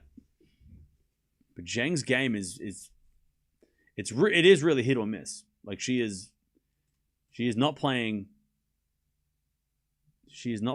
a soft game. She's out there to hit winners or hit errors. Either way, Alex just has to hold. Hold strong. Hope for more errors. All right. First set for Eala. Also, we've got Kyrgios coming up next. And Serena is coming on after Maria versus Maria. So, Battle of the Marias, which is going on now. Also, Hurkacz is playing right now. Did not realize that. Hubi's playing. And Maria have just started. Why your start yet? Why your not start yet? What do you mean? We started an hour ago. We've been here for an hour and 45. They're about to come back on court and play the second set. All right. Second set's about to start. Yep. It's about to start right now. Right now.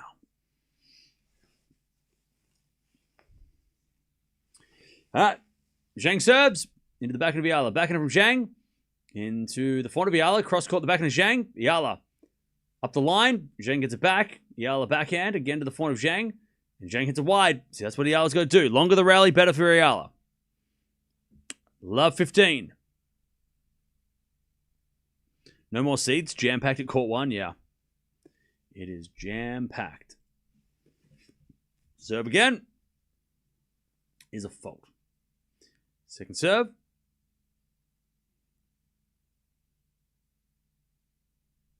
Second serve, Zhang.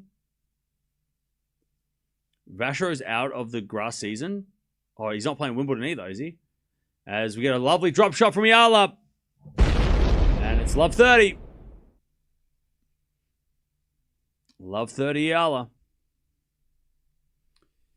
Stress fractures in his foot. That sucks, man.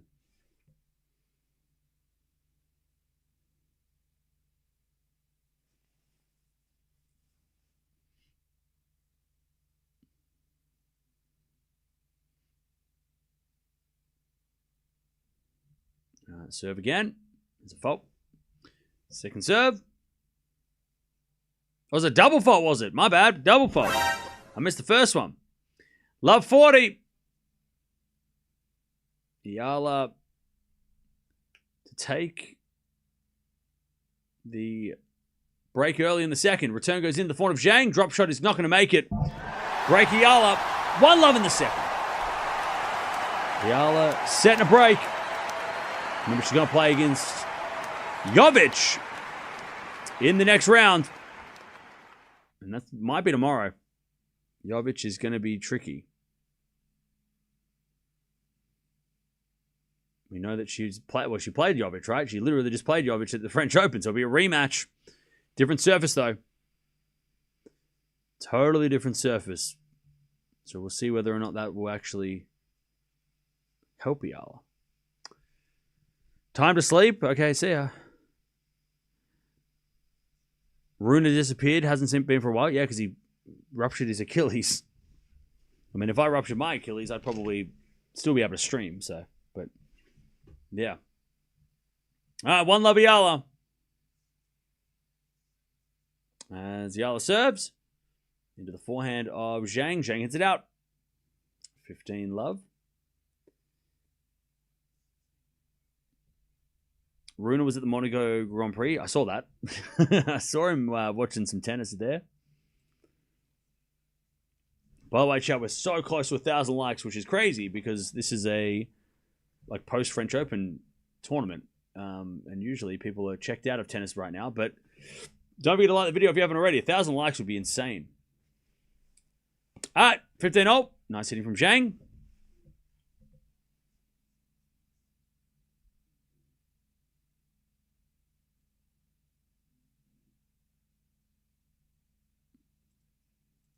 Serve again. Here's a fault from Eala. Second serve. I think the wind's blown the the top camera off because now we're going court level, which sucks. Are we gonna watch Kyrgios today? Yeah. He's coming on after Tiafoe, and he's playing right now, so we've got some time. Zhang up the line. Eala gets it back with the backhand. Zhang, forehand up the line. Eala slices it back. Zhang runs around a backhand. Hits a forehand winner. Too good. 15-30. 15-30. I thought Alex is playing against a ball girl. I mean, yeah, they are similarly dressed, yeah. Zhang definitely has the same similar outfit, true. Backhand return off the tape. Oh, it doesn't go over. Eala gets the 30. Oh. By the way, Greek Spore. Oh, come on. Can he just win the damn match? He was up a break twice in the second set. Come on. Talon, win the match. I need you to win in straight sets, please. Big 4-all against Altmaier first set. Forehand from Eala. Again, the forehand of Zhang. Zhang hits it out. 40-30. Eala to consolidate. 40-30.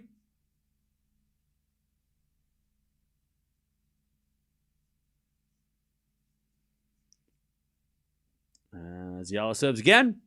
Camouflage, yeah. She's just trying to fool Eala. Whoa, what a return from Zhang! I don't think any of the ball kids can do that. We get the deuce. Great reaction. Just a block up the line. Full power. Deuce.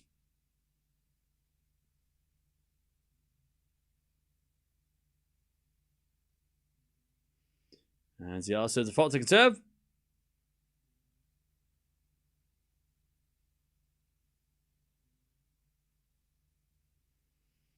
Second serve.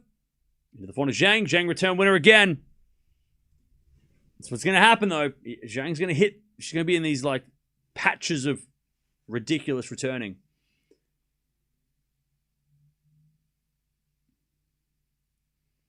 Advantage Zhang to get back on serve. First serve fault from Eala. Second serve.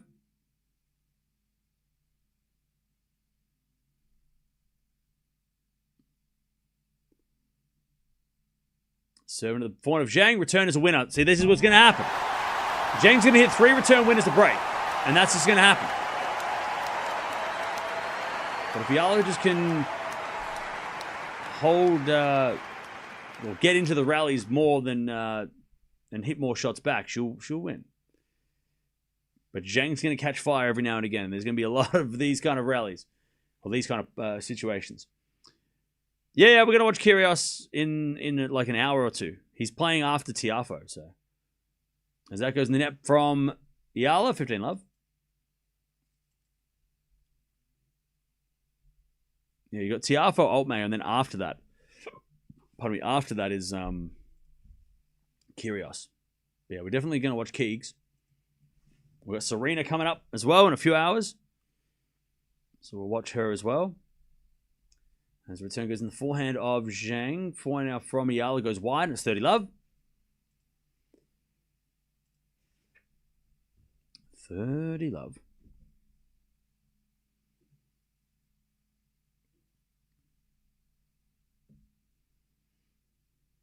Serve to the forehand of Eala. Good return to the forehand of Zhang. Zhang hits it wide. And she tries to hit a winner up the line.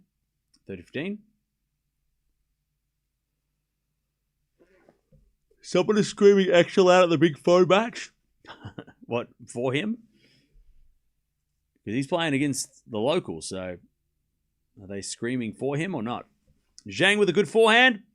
Eala hits it deep into the forehand of Zhang. Now Eala back in the rally, hits a winner. So that's what Eala's got to do. If she can just get in the rally,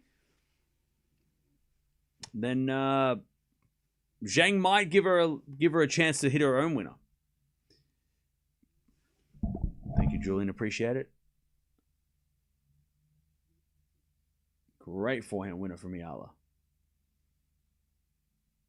All right, serve into the forehand of Eala. Return goes to the forehand of Zhang. Eala backhand. Again to the forehand of Zhang. Eala backhand again. To the backhand of Zhang. Zhang hits it wide.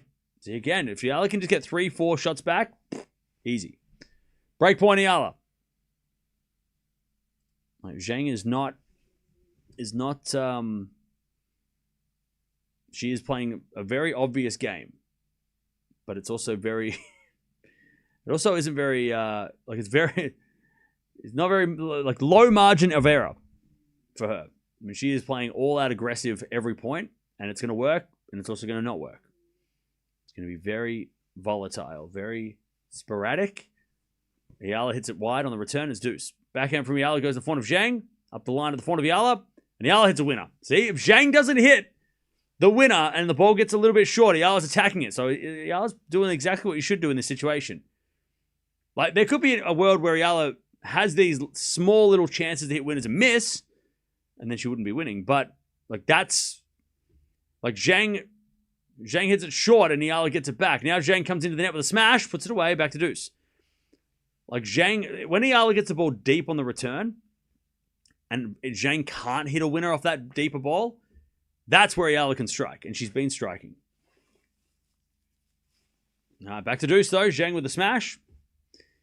And Zhang serves again. Into the front of Eala. Return goes into the back of Zhang. Eala forehand on the stretch. Zhang backing up the line. Can't get it, Eala. She's too far away. And it's advantage Zhang. Advantage Zhang to get the lead here in the second. But yeah, I tell you, super frustrating to play this kind of against this kind of opponent. But good thing for Eala, she's played against Sigemund, who's more frustrating. So we know Eala doesn't get annoyed. As a forehand up the line from Eala, that's a winner. See, when Eala gets a little extra time, she's able to nail the winner. So Eala's playing exactly how she needs to play against this type of game plan, strategy. She's like, all right, I'm just going to defend, and then if I get a shot, I'm going to go for it. Like, Eala's not playing safe when she gets that chance, if you know what I mean. Deuce. Whereas if somebody else was playing against Zhang, they'd probably get annoyed. Because this is annoying to play against someone like this. As Eala hits the backhand, win up the line. See? Again, Eala gets a little chance, little opportunity to go for a shot, and she nails it. All right, another break point for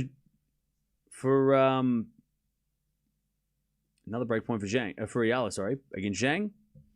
There's a fault, second serve. Second serve, Zhang.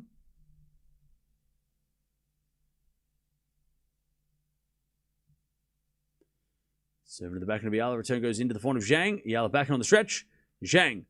Forehand again to the back of Eala. Sliced into the front of Zhang. Zhang in the net. Eala too good. It's a smart play by Eala. Patient. Smart play. All right. By the way, we just had a spike in viewership, so shout out to all the people that are coming over here from probably an illegal stream that got shut down. Thank you for joining. Thank you for joining. Sorry I can't show the match.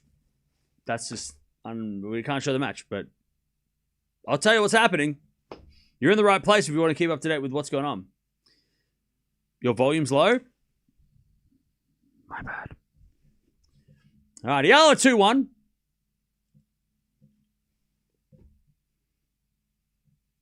All right, 2-1.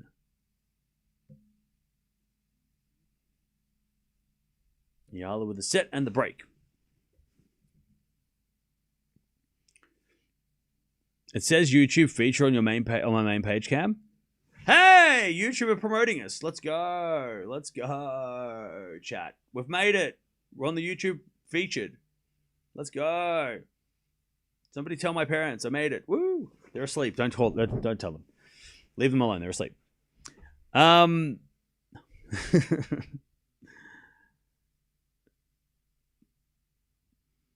Eala's winning the stamina game. Yeah. And again, all Eala's got to do is just defend as well as she can. Zhang's going to hit her winners. Zhang's going to hit her winners, right? She's going to hit winners. That's just going to happen. The good thing for Eala is that she's not letting that annoy her. You know, we've seen Eala play frustrating veterans before, Sigemund being one of them, and she beat Sigemund, not getting annoyed by what Sigemund was doing. So Eala is doing exactly the right...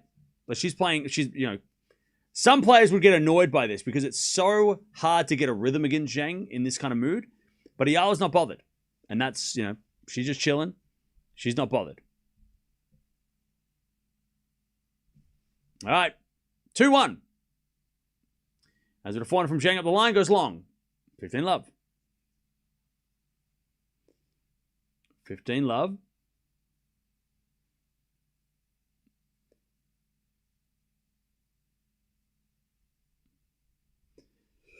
Watching from Cameroon's serve. Hey, what's up? 15 love. As he also has a fault second serve. Second serve. Remember the winner of this plays Jovic in the second round as Zhang hits a backhand cross court. Eala's going to get there with a slice. Zhang with a forehand slice, but pushed it long. And it's 30 love. Eala, again, just defending well. You get the ball back. Then it helps a lot.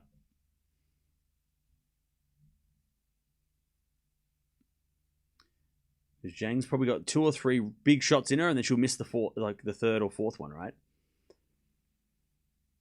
Patience is key. As we go back in from Eala, that's a winner. There you go. When she gets a little chance as well, Eala's playing well, considering the mindset of her opponent right now too. Watching from Saudi Arabia. What's up? Watching for the Philippines. Chat. I want to see a 1 in the chat if you're from the Philippines, 2 in the chat if you're from somewhere else. Let's see what the ratio from Philippines to the rest of the world is in this chat right now, because I think it's going to be pretty close. Eala 3-1. 1 in the chat if you're from the Philippines, anywhere in the Philippines. 2 in the chat if you're from anywhere else in the world. I want to see what we got here. What's going on here? We got a lot of people from the Philippines. All right, 1 in the chat from the Philippines, 2 in the chat anywhere else in the world. All right. I'm expecting a 50-50 because we got a lot of people from the rest of the world that watch every match.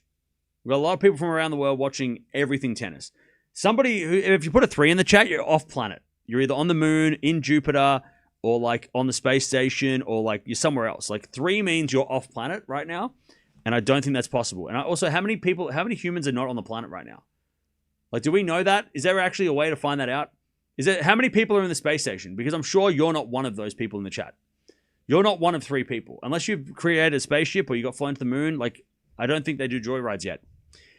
All right, so we got a lot of people from the Philippines, but also a lot of people worldwide. We got a lot of 2s in the chat too, so thank you. All right, love 30. Eala was that double break. Is it a 4 from Eala? That's a winner. Love 40. Eala just shutting the door here. By the way, a lot of people off planet, which is insane. Is that a thing now? Can we like go to Mars? Is that a thing? Love 40. Ace out wide, or is it let? That was an ace. 15-40. 15-40. By the way, we got Kyrgios coming up, and we got Queen Serena. So stick around, especially for Serena. The Queen will be back. We're going to watch the Queen. Hey, Lucas, thank you for the 5 gifted. Appreciate that. As Zhang saved another one, 30-40. Eala looking for a double break. 30-40.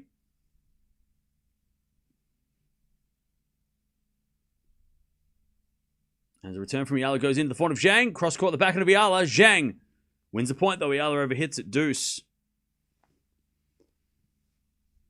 From Mexico. Nice. All right, deuce. Zhang from a love 40 situation. There are only 10 people in the International Space Station right now. Yeah, and apparently 7 of them are in the chat, which is crazy. That's crazy. As Zhang hits a backhand in the corner. Eala thought it was long. Hawkeye said it was in. Advantage Zhang. Nice shot.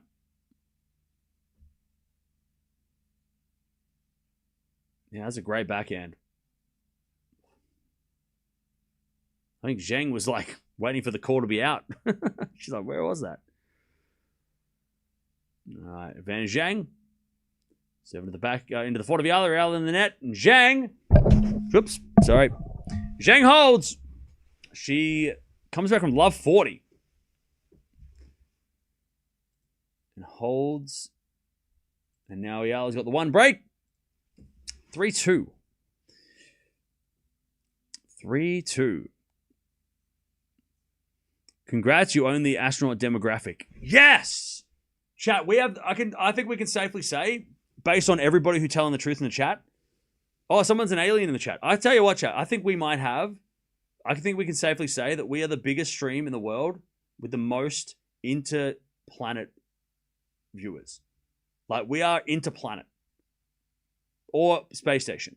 Like we might. I think we can say that I'm not just the biggest stream in the universe, but like not just a tennis stream, like biggest stream. Because if we got like universal people, we got people from other worlds, we got people from like other planets. That's crazy. And like International Space Station, if we like we're the go-to stream for the International Space Station, apparently, according to the chat, because there's like so many people that are on there right now, which is crazy. That's insane. So, chat, if you want to join the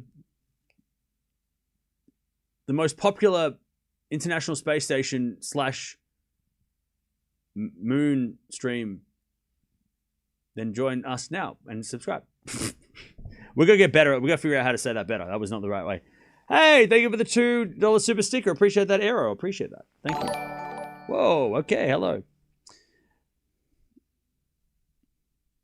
Your Project Hail Mary was about tennis, Lamau. Yeah. Yeah, I know. Yeah, look. And it's funny because like people confuse me and Ryan Gosling all the time. It's crazy. So that actually makes so much more sense on like so many levels. I get confused all the time. I'm like, no, I'm not him. I'm not him. We just look the same. As we the backhand, it's the abs. That goes out by Zhang. 15 love, Eala. As Eala serves again. She's got the break here. She nearly had a double break. Uranus. No, my abs. As that goes out by Zhang. And it's 30 love. 30 love. As Eala serves again. Hey, MSI. Thank you for becoming a member. Appreciate it. Welcome back. As Eala serves again.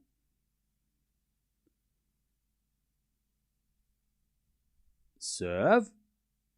Into the forehand of Zhang, and Eala hits it long. Third. Oh no, it goes in apparently. All right, and then Zhang hits it out. 40 love. Wait for King Kyrios. Hey, thank you, Arian, for the 2, and thank you, Gifted, for the donation as well. We are watching from the planet. I don't know where that is. 40 love. 40 love. Thank you, Hayes. I'm glad you appreciate a good joke. Most people didn't understand it. Or they're laughing and they can't type right now. 40 love.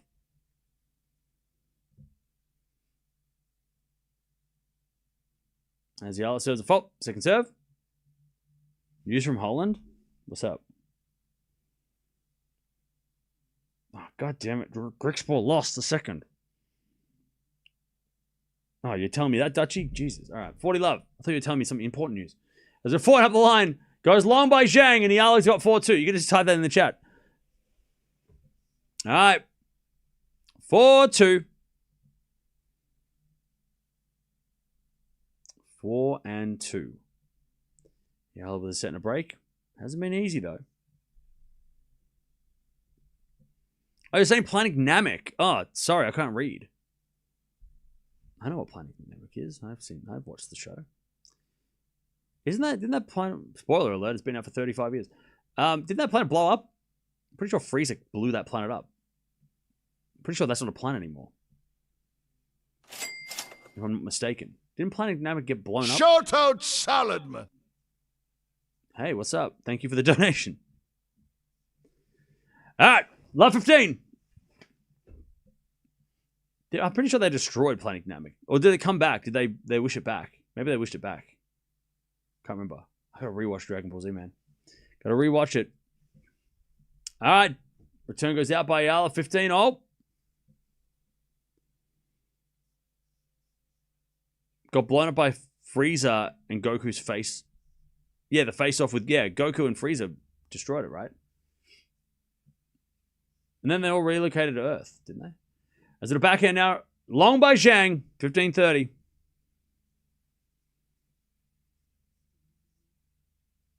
15-30.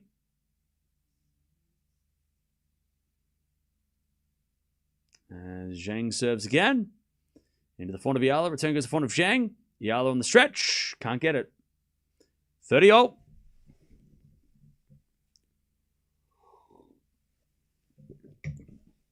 Pineapple pizza day. Gross. Ew. Gross. Yucky. Ew. All right, return. Goes in by Eala, and it's 30-40. Eala's got a chance to get that double break.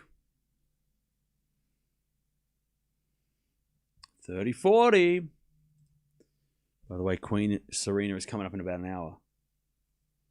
Oh, so they're doing a... So Zhang's hat fell off.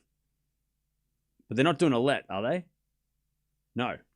It was too bad, too sad for her. 30-40, second serve.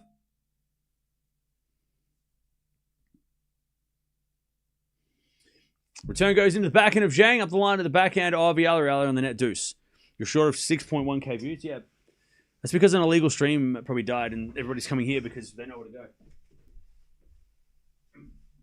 I think people are being relocated because the dodgy streams have gone. Okay, it goes to the fort of Zhang. Zhang hits a wide. Advantage Eala. Don't forget to subscribe, by the way, if you haven't already. If you like Eala, then you're in the right place. All right, advantage Eala. There's a bit of fault from Zhang. Second serve.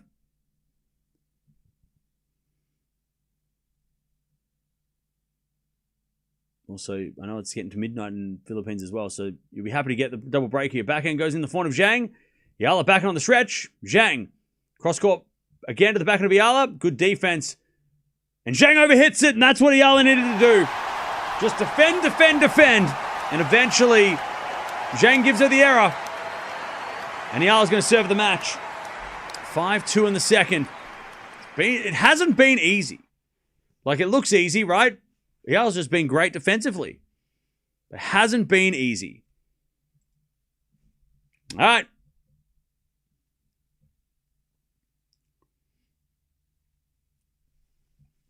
By the way, chat, 1 in the chat if you're real, 2 in the chat if you're not.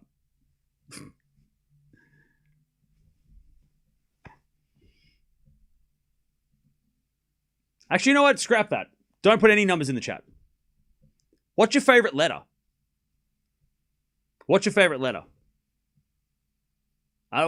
That's something you don't ask anybody because it's kind of weird. But I'm asking you, what's your favorite letter, chat?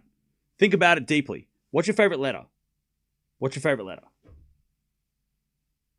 This isn't a trick question. There's no right answer. You just say whatever letter you like. You don't have to be like, A for Alex. Like, it might be, but you don't have to say that. There's no correct answer. You can just put your first initial in and be like, because it's my name. C for Cam. And you also don't have to do that because nobody likes a kiss ass. W, okay? W is who doesn't love W, right? Who doesn't love dubs, right? R, N, C. All right. A lot of C's. Why do you keep putting C in? Like, don't do it. There's no right answer. It's a good answer. C is a good answer, but it's not the right. There's no right answer. You don't need to do that. Serena's coming up in 45 minutes. U, X, L, A, a lot of A's. E, L, F, M. All right. Anyways, Zhang in the net. It's 15 love.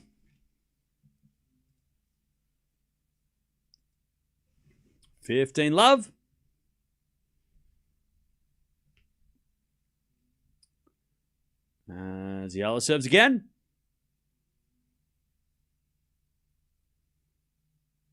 As her backhand goes into the net by Zhang. And it's 30 love.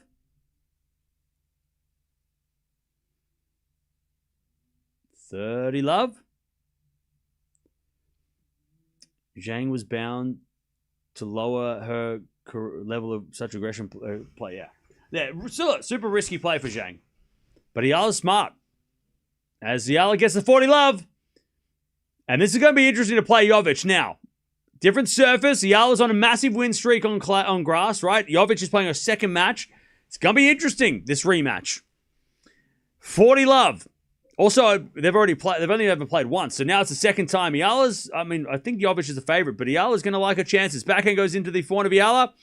As Zhang, Forehand to the backhand of Eala, sliced into the backhand of Zhang. Eala with a forehand. Again to the backhand of Zhang, who misses it. There it is. Eala wins. Not easy. But she gets it done pretty simply in the end. It could have been harder. It could have been way worse. They hug it out of the net. Now Eala gets to play Jovic again.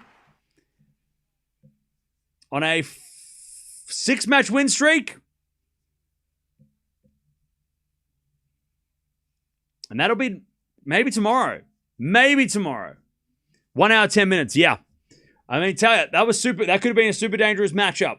Because Zhang, the way Zhang was playing, very, very sketchy to play someone that does what she was doing. So for Eala to handle that, and there was a few breaks here, right? Zhang got an early break. She broke back a little bit in the middle as well. But for Eala to handle that kind of pressure that Zhang was putting on her, we saw that she can handle that kind of pressure. By the way, if you are leaving, don't forget to sub on the way out. We've got Queen Serena coming up in 45 minutes. I know it's late in the Philippines, but stick around for Serena. If you want to see the greatest player that's ever lived, she's coming up in 45 minutes. Trust me, you want to see the greatest player that ever lived. Trust me. Trust me. Chad, I know tennis. Serena's the best. You want to watch Serena. If you like Eala, you'll love Serena. They are friends, similar age. Yeah, I think Jovic and Eala are friends. Yeah, they're friends. It'd be interesting to see Jovic, Eala on grass, though, because Jovic, she had a good win today, Jovic, but Eala's on a bit of more of a win streak. So the confidence with Eala, but it'd be interesting to see how much Eala's learned from their last match 2 weeks ago and how she can combat Jovic on this surface. Eala's serve's not going to be as vulnerable. We saw that, that it was a bit vulnerable in the match against Jovic. Jovic was able to attack it. Won't be as attackable on this surface. So it'll be very interesting to see how that matches up. And then, speaking of Sigismund, Anisimova's playing Sigismund. Winner plays Jovic or Eala in the quarters. So the draw's not getting any easier for Eala, but Sigismund she can beat. Anisimova, I mean, let's see what happens against Sigismund. I mean, Sigismund might beat it on Anisimova. That's going to be a tricky one for Anisimova. So the draw's going to look really interesting in the next couple of days. Clay is very much different to grass. Exactly. So it should be fun.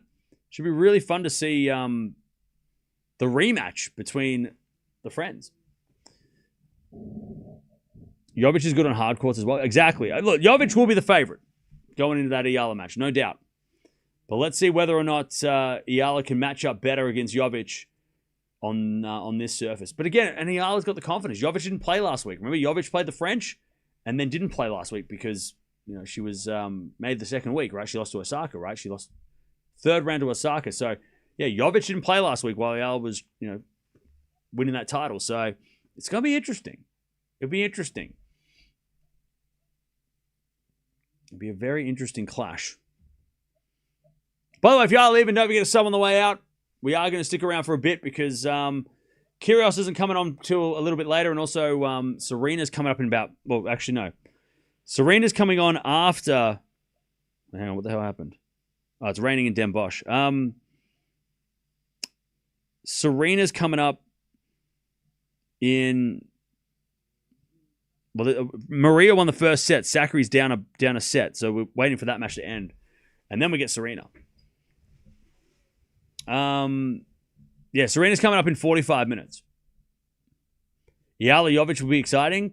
I go for Eala, of course. Hey, it will be an interesting one. Holland, yeah, thanks, Dutchie. I literally just saw that as well. If she wanted to camouflage, though, she would have won red. Oh, you're talking about Zhang? Yeah. What's Eala's live ranking now? Great question. I don't know if it's changed much after the first round. I don't think you get that many points. So Eala's currently ranked... Yeah, she's currently ranked 33 still. But she's level with... If she wins against Jovic, she will be ranked 31. So the next match, because Siniakova and Wong are gone. So if she wins the next match, she will overtake them and get to 31. If she does win 2 more matches, she'll go up above Baptiste, and then she might even get into the top 30. Her career high is 29. So, I mean, there's a realistic chance that Eala could be... If she beats Jovic, she might be able to... And if she beats Anisimova, which is a massive task, but If she does make the semi, she could be career high ranking. So, yeah. But currently, 33. If she beats Jovic, that'll go up. And then, depending on whatever next. Anisimova on grass, though, that's going to be a tough one. We know Eala struggles against those massive hitters, and Anisimova is one of the biggest hitters going around. So,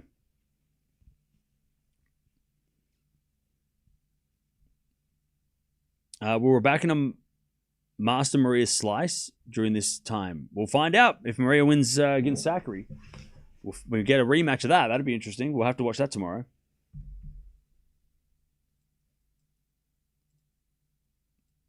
I'll tell you, Big Foe, he is he has not got an easy match at all. Do you agree for a 3-set women Grand Slam? No, I want a 5-set final in the women's 5-set finals, please. Alex and Jovic are a friendly game? Yeah. That'd be fun. Alex revenge? We'll see. I mean, Jovic has had a great season. Waiting for your prediction for Eala Jovic. Are you, though? Or are you just saying that?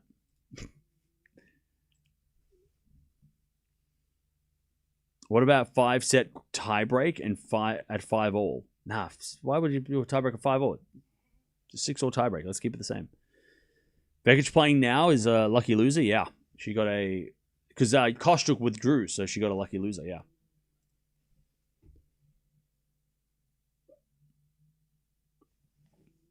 Eala has only about a 40% chance against Jovic. 40% is a good chance, though. 40%? That's not bad. She's definitely the underdog, but 40% is a good chance. I mean, that's not bad.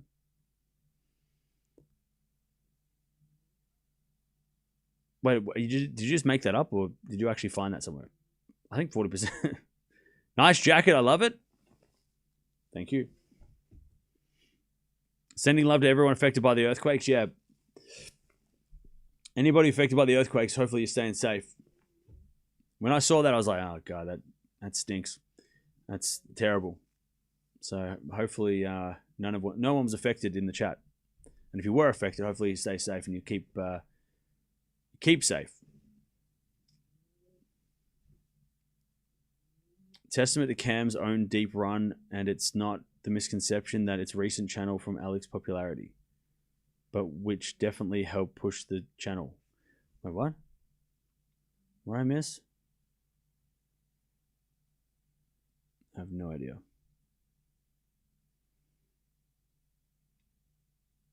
Been here since 40K. Oh, thank you, Emma. Appreciate it. Nadal, Clay Days. Congrats on just realized 300K plus. Yeah. Hey, thank you for sticking around. Yeah, we've been around here for... You've been... I mean, 40K, you've been here since what, 20... Is that 2021? So yeah, appreciate that. Thanks for sticking around. I'll tell you, watching that Nadal documentary made me miss watching him.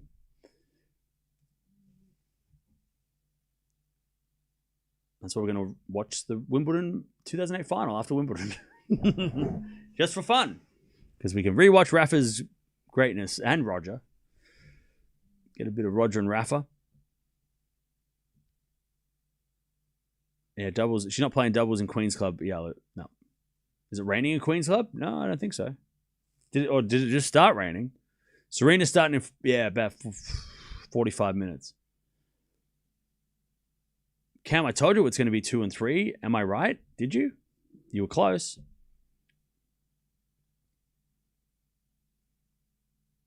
You were close. Yeah, Serena starts in like 45 minutes. But it also depends on the Sakkari Tatiana Maria match too. Eala's ranked 33. Eala was expected to win this match. She seemed to be at the peak of her biorhythm, which strong physical form, confidence, and momentum all work in favor. Yeah.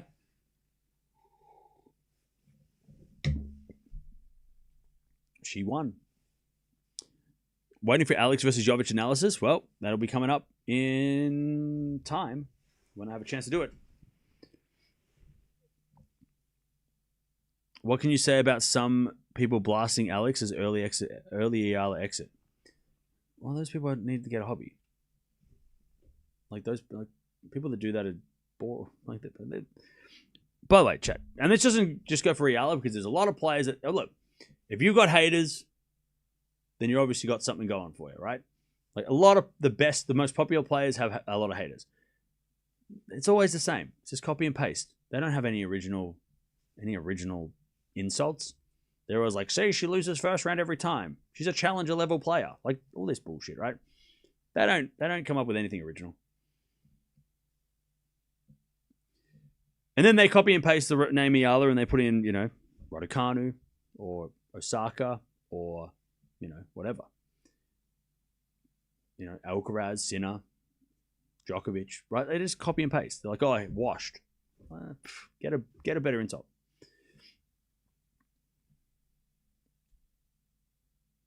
Aryala and Raducanu in the same half. Yes? No. Maybe. Yes. Semi-final. But they've both got so many tough opponents coming up. Like, Raducanu's got to play Castella and then Bencic. I mean, Raducanu's got a tough draw. Eala's draw is tough. Jovic and then Anisimova, that's not easy. The chances of Raducanu and Eala both getting to the semis is slim. But, yeah. The bottom half of the draw is tough. Real tough. Is Venus playing doubles with Eala? Not here. Not here.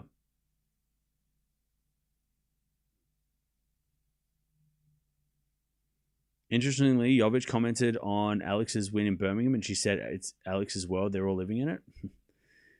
Yeah, she got that from Stan, though. Because Stan said that about Belinda Bencic.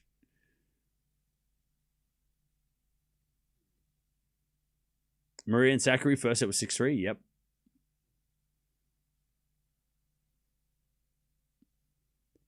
Arena is practicing in Berlin. I tell you, Sabalenka Raducanu should not be ignored going into the grass. They are out for revenge after the French Open. They'll be out to prove a point.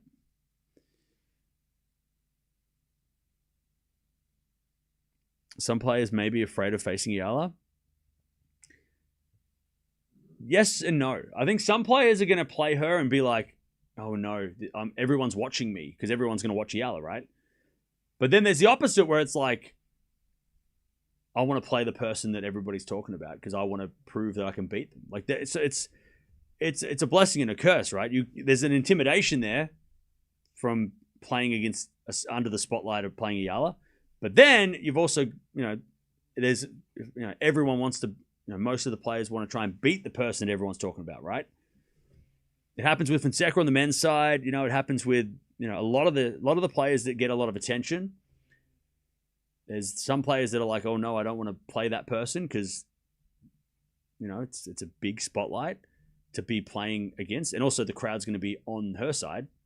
But then there's players that are going to relish that and be like, yeah, I want to beat the person everyone's talking about, and make a name for myself, right? So it just depends. Different players have different responses to that stuff. Some players are going to see it as an opportunity to get notoriety, and some players are going to be scared in that spotlight. Next stream starts in 30 minutes. Big Foe's up a set and a break as well. I'm just contemplating whether or not we do. I don't know. I'm just thinking because if I don't want to do Kyrgios and I don't want to do a Kyrgios Serena double header.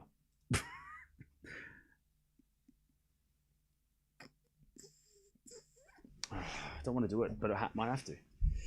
Because Serena's playing after Sakkari versus Tatiana Maria, and they're in the second set. Serena's match might be pushed out though.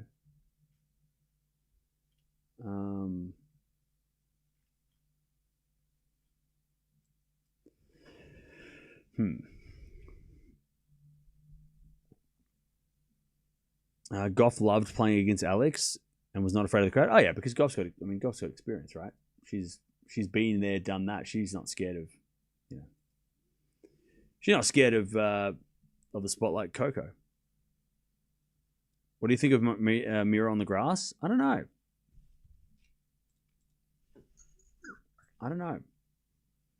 Everybody who did well at Roland Garros, I'm interested to see how they make it to the grass because it's not easy. It's a totally different surface.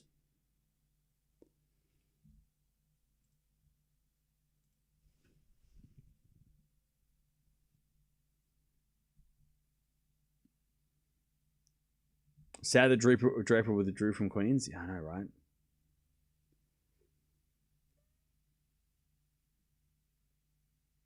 Eala has a better chance of beating Jovic than Anisimova. I agree. I think Jovic is not as scary as Anisimova on grass is, yeah. You've got to do Kyrgios and Serena doubleheader. No, I don't want to. No. I just need Tiafoe Altmaier to go for like another 2 hours and then we can watch Serena and then Kyrgios. I don't want to do both. I just want to watch because I want to watch them both individually so I can actually like I don't want to watch them at the same time. That's annoying for me. I want to enjoy watching Serena and then I want to enjoy watching Kyrgios like separate.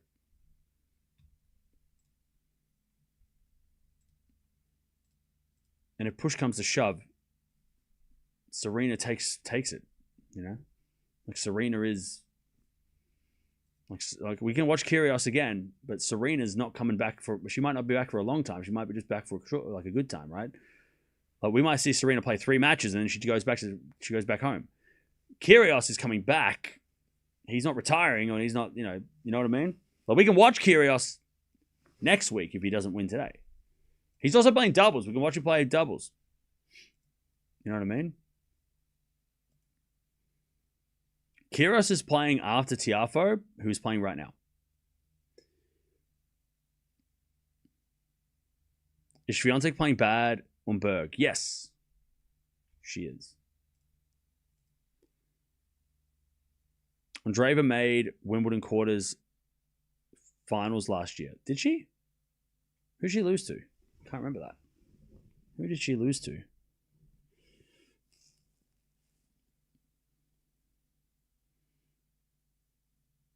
Why is Alex having a hard time against Czech players? She's not. She's just won her last match against a Czech player. The curse is over. It's been lifted. Yay, hooray.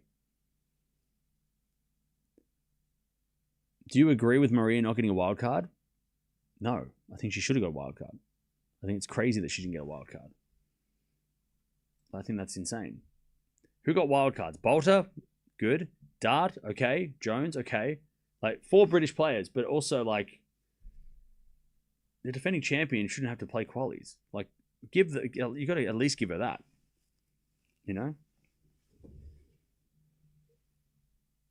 I thought it was a bit blind for them to like ignore, to be like so obvious. Like with it's like they didn't even consider, like no other tournaments in the world would completely ignore the defending champion. Right? It's only tournaments in the UK that ignore players' past results. Unless it's like a no-brainer, Venus Williams, whatever. But I think that was just so silly. I was just like, how do you not give the person who won the title last year a chance to defend? You make them play qualies? Now, thankfully, Maria won the qualies. But still, like, you go, really? Like, that's how like patriotic we are. Like, it's crazy. And look, granted, Dart won in 3, so that's good for the wild card. Bolter won, good for the wild card.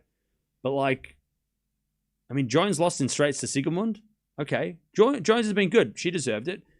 But Stoicevlevich played a challenger last week, and that's the first I've ever heard of her. Like, could she not have played qualies? Like, yeah. But this is only the start. Just wait until you get the French Open finals playing qualies in Wimbledon. Like, this is just the first. Like, You're already like you've just got a taste of it, chat. Like if you're seeing people kick up a stink about the defending champion Queen's Club not getting a wild card, wait until the French Open finalist has to play qualies. The 21st seed of the Wimbledon tournament has to play qualies. Just wait until that happens, and then you'll see what how you have to be British to get wild card. Like that's it. But it's not like if you look back at the history of wild cards for the Wimbledon, it's always been that way. So it shouldn't be a surprise, but also like doesn't mean it's right. Doesn't mean it's not fair. Wild cards are given out to whoever the hell the tournament want. But if I go look at Bad on Berg, they've given a wild card to Eala. It's a German tournament. They've given a wild card to Venus. They've given one to Eva Lees, who's German. So they've given one wild card to the German local, but they've given wild cards to the players also that they believe will be good for their event. I feel like the French Open finalists would be good for the Wimbledon event. The Polish audience might appreciate that. But they'll go all British, and because they've got to give and look, part of it is because the British, unfortunately, the British tennis is not in a great place, right? They're going to give the wild cards to the locals because they need the locals to be a part of the tournament as much as everybody else. But you can't just throw a wild card to the defending champion. Like that seems like come on. Like if the defending champion doesn't get one, then who's going to get one? Like it's just kind of like, but like again, it's going to be way worse when the French Open finalist from literally Saturday is not going to get a wild card and people are going to lose their fucking minds. But the thing is, Wimbledon can do whatever they want. It's their wild cards. They don't owe anyone anything. Like the tournaments don't have to do anything. They can do whatever they want with those wild cards. It's theirs, and they can give them to all the British players. They can give them to a British 50-year-old if they wanted. There's no rules. It's their wild cards to give, right? It's their gift. They don't have to choose. They don't have to give gifts out to who they don't want to give them. You know what I mean? So, but trust me, if they're the chances of Falinska getting a wild card after Maria didn't get one is getting smaller and smaller. I don't care if John McEnroe was putting pressure on Tim Henman. His reaction was telling. He was like, I don't understand what you're talking about. Like he played it dumb. Like that's and he's on the board. He makes those. He's part of the decision making. And he was like, I don't know. I guess I'll. He was playing so dumb. So I think they've already picked the wild cards, and she's not on the list. And she'll have to play qualies. And if she loses qualies, people are going to implode.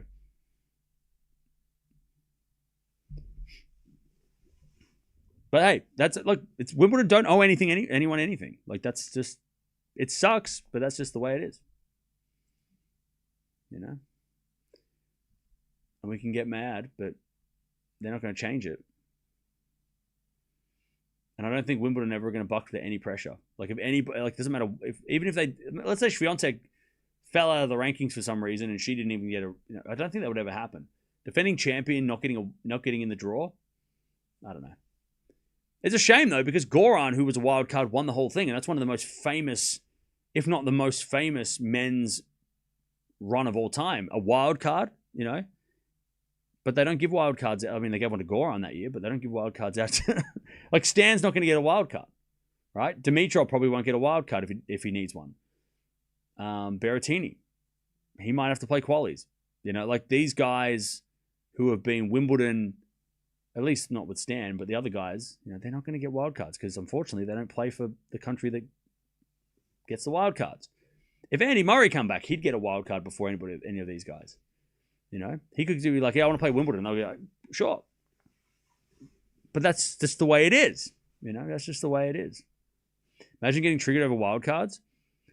I mean, it's not even getting triggered over wild card. I understand the frustration because, by the way, Wimbledon aren't the only ones. Roland Garros did the same thing. Remember? Team, final French Open, they made him play qualies. He lost. Right? Dominic Thiem, you thought, oh shit, he deserves one. Right? Former finalist, great clay court player. Nah, play qualies. Like the French Open do it too. Right? Australian Open did it with Millman. Millman's been one of the great, and that's the Australian guy. They ignored him. And he had to go play qualies. When you're like, hang on a second. Millman, and that was a massive, I remember they kicked up a massive stink about that. Everyone was pissed. Like John Millman, who's been like one of Australia's best players, you've not given him a wild card for the Australian Open, final Australian Open. People kicked up a stink there. But again, the tournaments don't have to do anything. That they can do whatever they want. It's their wild cards to give. We don't get to choose, which is why I'm advocating, and I've been advocating for a long time, for the last couple of years, I'm advocating for fan-voted wildcard. We should get one vote. We should be able to vote. There should be a panel of nominations, right? 3 players, and we get to pick. Fan-voted wildcards, bring them into slams. It'll bring then the people's champions, right? The people's wildcard. Can you imagine? Imagine if that happened, right? You pick 3 players that are wildcard recipients, right? 3 players, and we get to vote. We get to pick, right? And then the wild card goes to the fan-voted player. And you don't think that person's going to get a lot of love? They're never going to get a lot of love because we voted for them, right? That's what they should do. That's what they should do. 1 wild card per slam should be a fan vote. I would love that. I think that's a great initiative. It gets fans involved. It feels like we actually can influence, like we can actually, especially when it's like Falinska, who would by far and away win the wild card vote if it was a fan voted thing, right? She would win it because we'd all be like, well, she just she just made the French Open final. She deserves it. And we'd actually be able to give one to someone who deserves it, right? Rather than it just being like whoever they think is worthy in their eyes, right? Like that would be so good. And it would be so interactive. How good would that be? And then if there's like a couple of players, I mean, on the men's side, Dimitrov, Wawrinka, whatever, and whoever's, not in the main draw, maybe, people are going to vote for, Wawrinka because it's his last tournament, or, people are going to vote for Dimitrov because of what happened last year and they feel bad for him and they're like, oh, give him a second chance. That would be so good. Like, such a good idea. Craig Tiley, make it happen. Craig Tiley, make the US Open do that. Fan voted wild card. He's the man we have to talk to him. Make it happen. You're welcome. Fan voted wild card. Chat, and I'm seeing a lot of positive comments, which means we all know it's a good idea. Fan voted wild card, guarantee Eala wild cards every time. No. She doesn't need a wild card. It would be for players. No. So you're getting confused. It would be for players that need it. We wouldn't be like, oh, just vote for your favorite player. No. It's for they would pick who is not on the main draw, who's not in the entry list, right? So we're talking about players that don't make the cut, right? On the entry list. And then we get to vote for that person. And yes, it's a popularity contest, but aren't wildcards that anyway? The tournaments do popularity contests with the wildcards. They pick the players. That's why Venus keeps getting them. And I love that Venus gets them because she earned it, right? Her career deserves that, right? And people still love seeing Venus.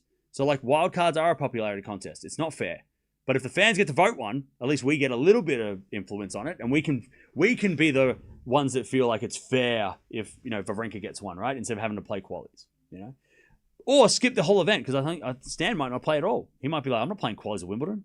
Why would I play qualies at Wimbledon? I'll just go play the US Open. They'll give me a wild card. One of my best ideas. That and then the light up net, which they did at the Australian Open. So obviously someone was Craig watches the channel. Craig. Make the US Open do a fan-voted wildcard. Give us a say. Let us have a say. We know best, especially, you know what? Do a tennis talk wildcard because we know best. Right here, we are on the pulse. We are the channel of the fans. We are all fans. We can help you. Give us the power. Give us the power. I'll make sure everyone doesn't do silly votes, and we'll get this. We can do this. We got this. We can do this. I might even just do a mock-up anyway and just be like, okay, chat, vote for your favorite. Who do you think should get a wild card? And I'll give you 3 names and we'll do a mock-up and you can see if it works. And if you like it, get us involved. We can announce it together on the USTA, whatever. And then invite me to the US Open because I'm sick of staying up all night. I'm tired. And free tickets. And airfares because I can't afford to get there. But you pay for it. Cheers. By the way, I have no idea what's going on. Oh, Zachary and Maria are just going back and forth with breaks. There you go, chat. That was my pitch to hopefully get us to the US Open.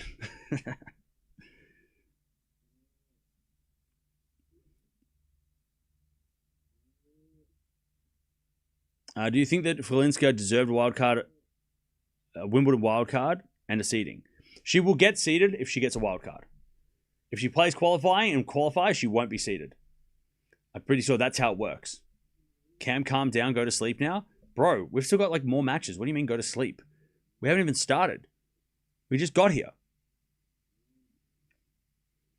Also, I'm scared because I'm scared that the chica on Obsession is going to like, kick in my door and, not let me leave. And I'm scared. I can't go to sleep tonight. I'm scared.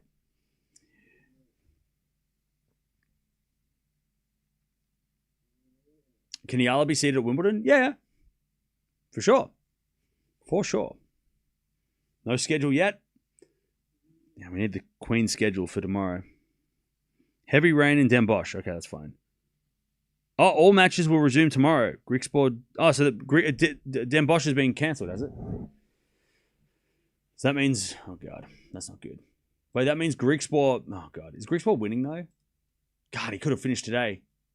Damn it. This is like the Piricar match all over again. I can't do this. So, where is he winning? Is he beating? Oh, God. Is he winning? I don't know.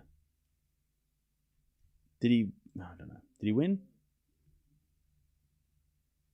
What's the score going with that match? I can't even see the score. Oh, there it is. Oh, it's 2-love Griekspoor. He's got a break in the third. Great. Now he's going to lose. They come back tomorrow, he loses. Damn it. Why is Fralinska not seated at Wimbledon? No. Okay, so she's not... So she's not in Wimbledon. It's not about being seeded or not, right? She's not in the main draw because 6 weeks ago, she was outside the top 100 and didn't make the cut. So 6 weeks prior to an event, there's a cutoff. There's an entry list. And she was outside the top 100. Usually for a Grand Slam, about 100 is the cutoff, right? Because there's only 128 players in the draw. 28 players are like qualifying or wild cards or whatever. And then usually 100 of... If you're in the top 100, 6 weeks prior... You'll make the main draw, right? You'll make the cut. Fralinska was outside the top 100 6 weeks ago, so she didn't make the cut. But now she's number 21. So, but that was within the 6 weeks. So whatever her ranking was 6 weeks ago was her ranking for Wimbledon. So yes, she's now 21. She should be seated in the tournament, but she unfortunately isn't in the tournament. She needs a wild card. If she doesn't get a wild card, she'll play qualies. Like the rest of the players that didn't make the cut 6 weeks ago, right? And it's a super confusing process and we always have this problem at Wimbledon. Wimbledon need to change it so that it's like 3-week entry list.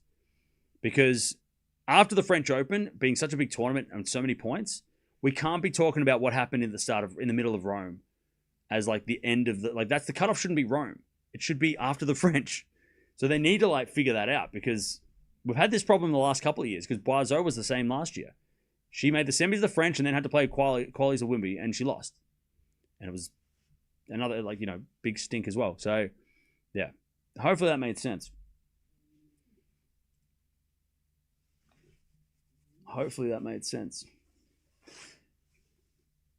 It's a weird thing. It always happens at Wimbledon. We have this issue. At least lately. It's been an issue lately here.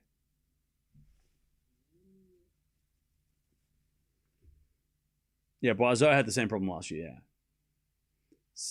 Maria, by the way, has got 4-3 in the second, so Serena's coming up in like 15 minutes. Let's go. How many qualifiers placed? How many wild cards? I think it's like 12 wild cards, 12 qualies? Or something? Or is it 12 wild cards, 14 qualies? There's a lot of qualies. I can check right now because I have the internet in front of me. So 128 seeds made up of, last year, because it can change every year, because 16 qualies, 8 wild cards, 32 seeds, 128. So 16 wild cards, 16 qualies. So last year, we had, on the men's side, we had 8 wild cards. We had 3 players with protected ranking, so they get a leg up. And then there's a lot of withdrawals, but they had 12 qualies, so 16 qualies, 8. What's that? 16 plus 8, 24. So it's 100 is a cutoff, and then 16 qualifiers, and then 8 wildcards make up 128. No, that makes up 120. Hang on. Maybe 102 is the cutoff. Is that what I'm getting confused? What's 16 plus 8? That's 24. So yeah, 104 is the cutoff.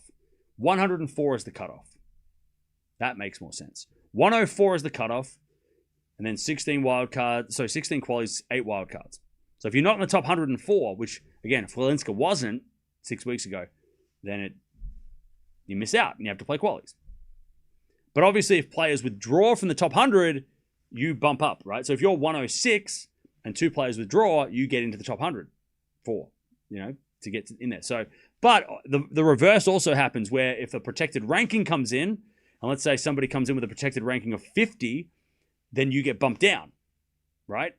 So withdrawals mean you go up, protected ranking returns mean you go down. So, yeah, it's...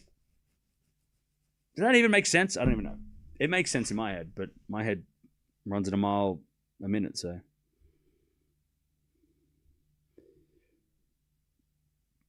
All right. I'm just trying to figure out the stream strat here because I need Altmaier to win the second, so then they go to a third, and we can watch Serena. Serena's match might be an hour, so we might get to Kyrgios late, but we will try and get to Kyrgios today. But we might get to his match after Serena. We have to watch Serena on our own. GOAT priority. I'm sorry. This is how it is. Serena. We got to watch Serena. That's why we just say top 100. Yeah, because top 100 is easier to say. If you're in the top 100, you're guaranteed in. Make Queens of 1,000. Yeah, well, I think they're trying. That's why the women are coming back to play. I think they're trying to lobby for that. If they ever decide to make a 1,000, they're going to be in the best position.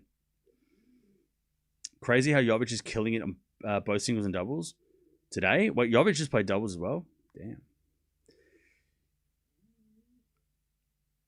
You need one more. We need more one-handed backhands. Yeah, well, unfortunately, one-handed backhands are not. The modern game is not designed for one-handers. That's why you don't see them. That's why they're not there. John McEnroe was appealing to Tim Henman in front of Maya to give her a wild card, and Tim's on the committee. I hope they do. Yeah, but if you see his response, he looked very like... He didn't respond like he was going to make a difference. I was not convinced by his response. I was looking at him going, yeah, you're not going to be able to... Like, I don't think Tim has that much power. I think he's one of many members on the board, right? He's part of the committee, but there's not just him. He's not the head of the committee. So I don't think he makes the decision solely. So he's going to have to... He might be like, we should do this. And they were like, no. So, again, I don't think she's getting a wild card. I think Wimbledon have a track record of not giving wild cards out to players unless it's so obvious, right? Unless it's like Venus. If you're not British, too bad, too sad, play qualies. I think that's just what it's going to be, and people are going to hate it, but that's it. That's just the way things go. Also, I said this before, and I don't know how true this is, but it makes kind of sense to me, is that the qualies also need players with names, because these days, at least at the Australian Open, they sell tickets to the qualies. It's not free anymore. So how are you going to sell tickets to the qualies if nobody knows who's playing?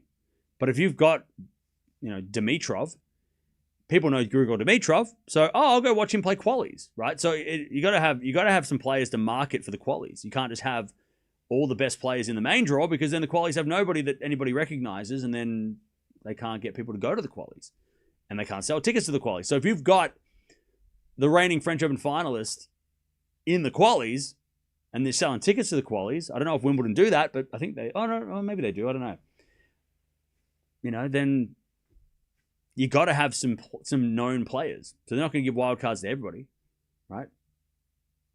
They can't give wild cards to everybody because there's only a limited amount anyway. So you got to have, Dimitrov or Wawrinka or somebody to entice people to go to the qualies. Even if it's not they don't sell tickets just to get people interested in the qualies. You got to have some faces that people remember.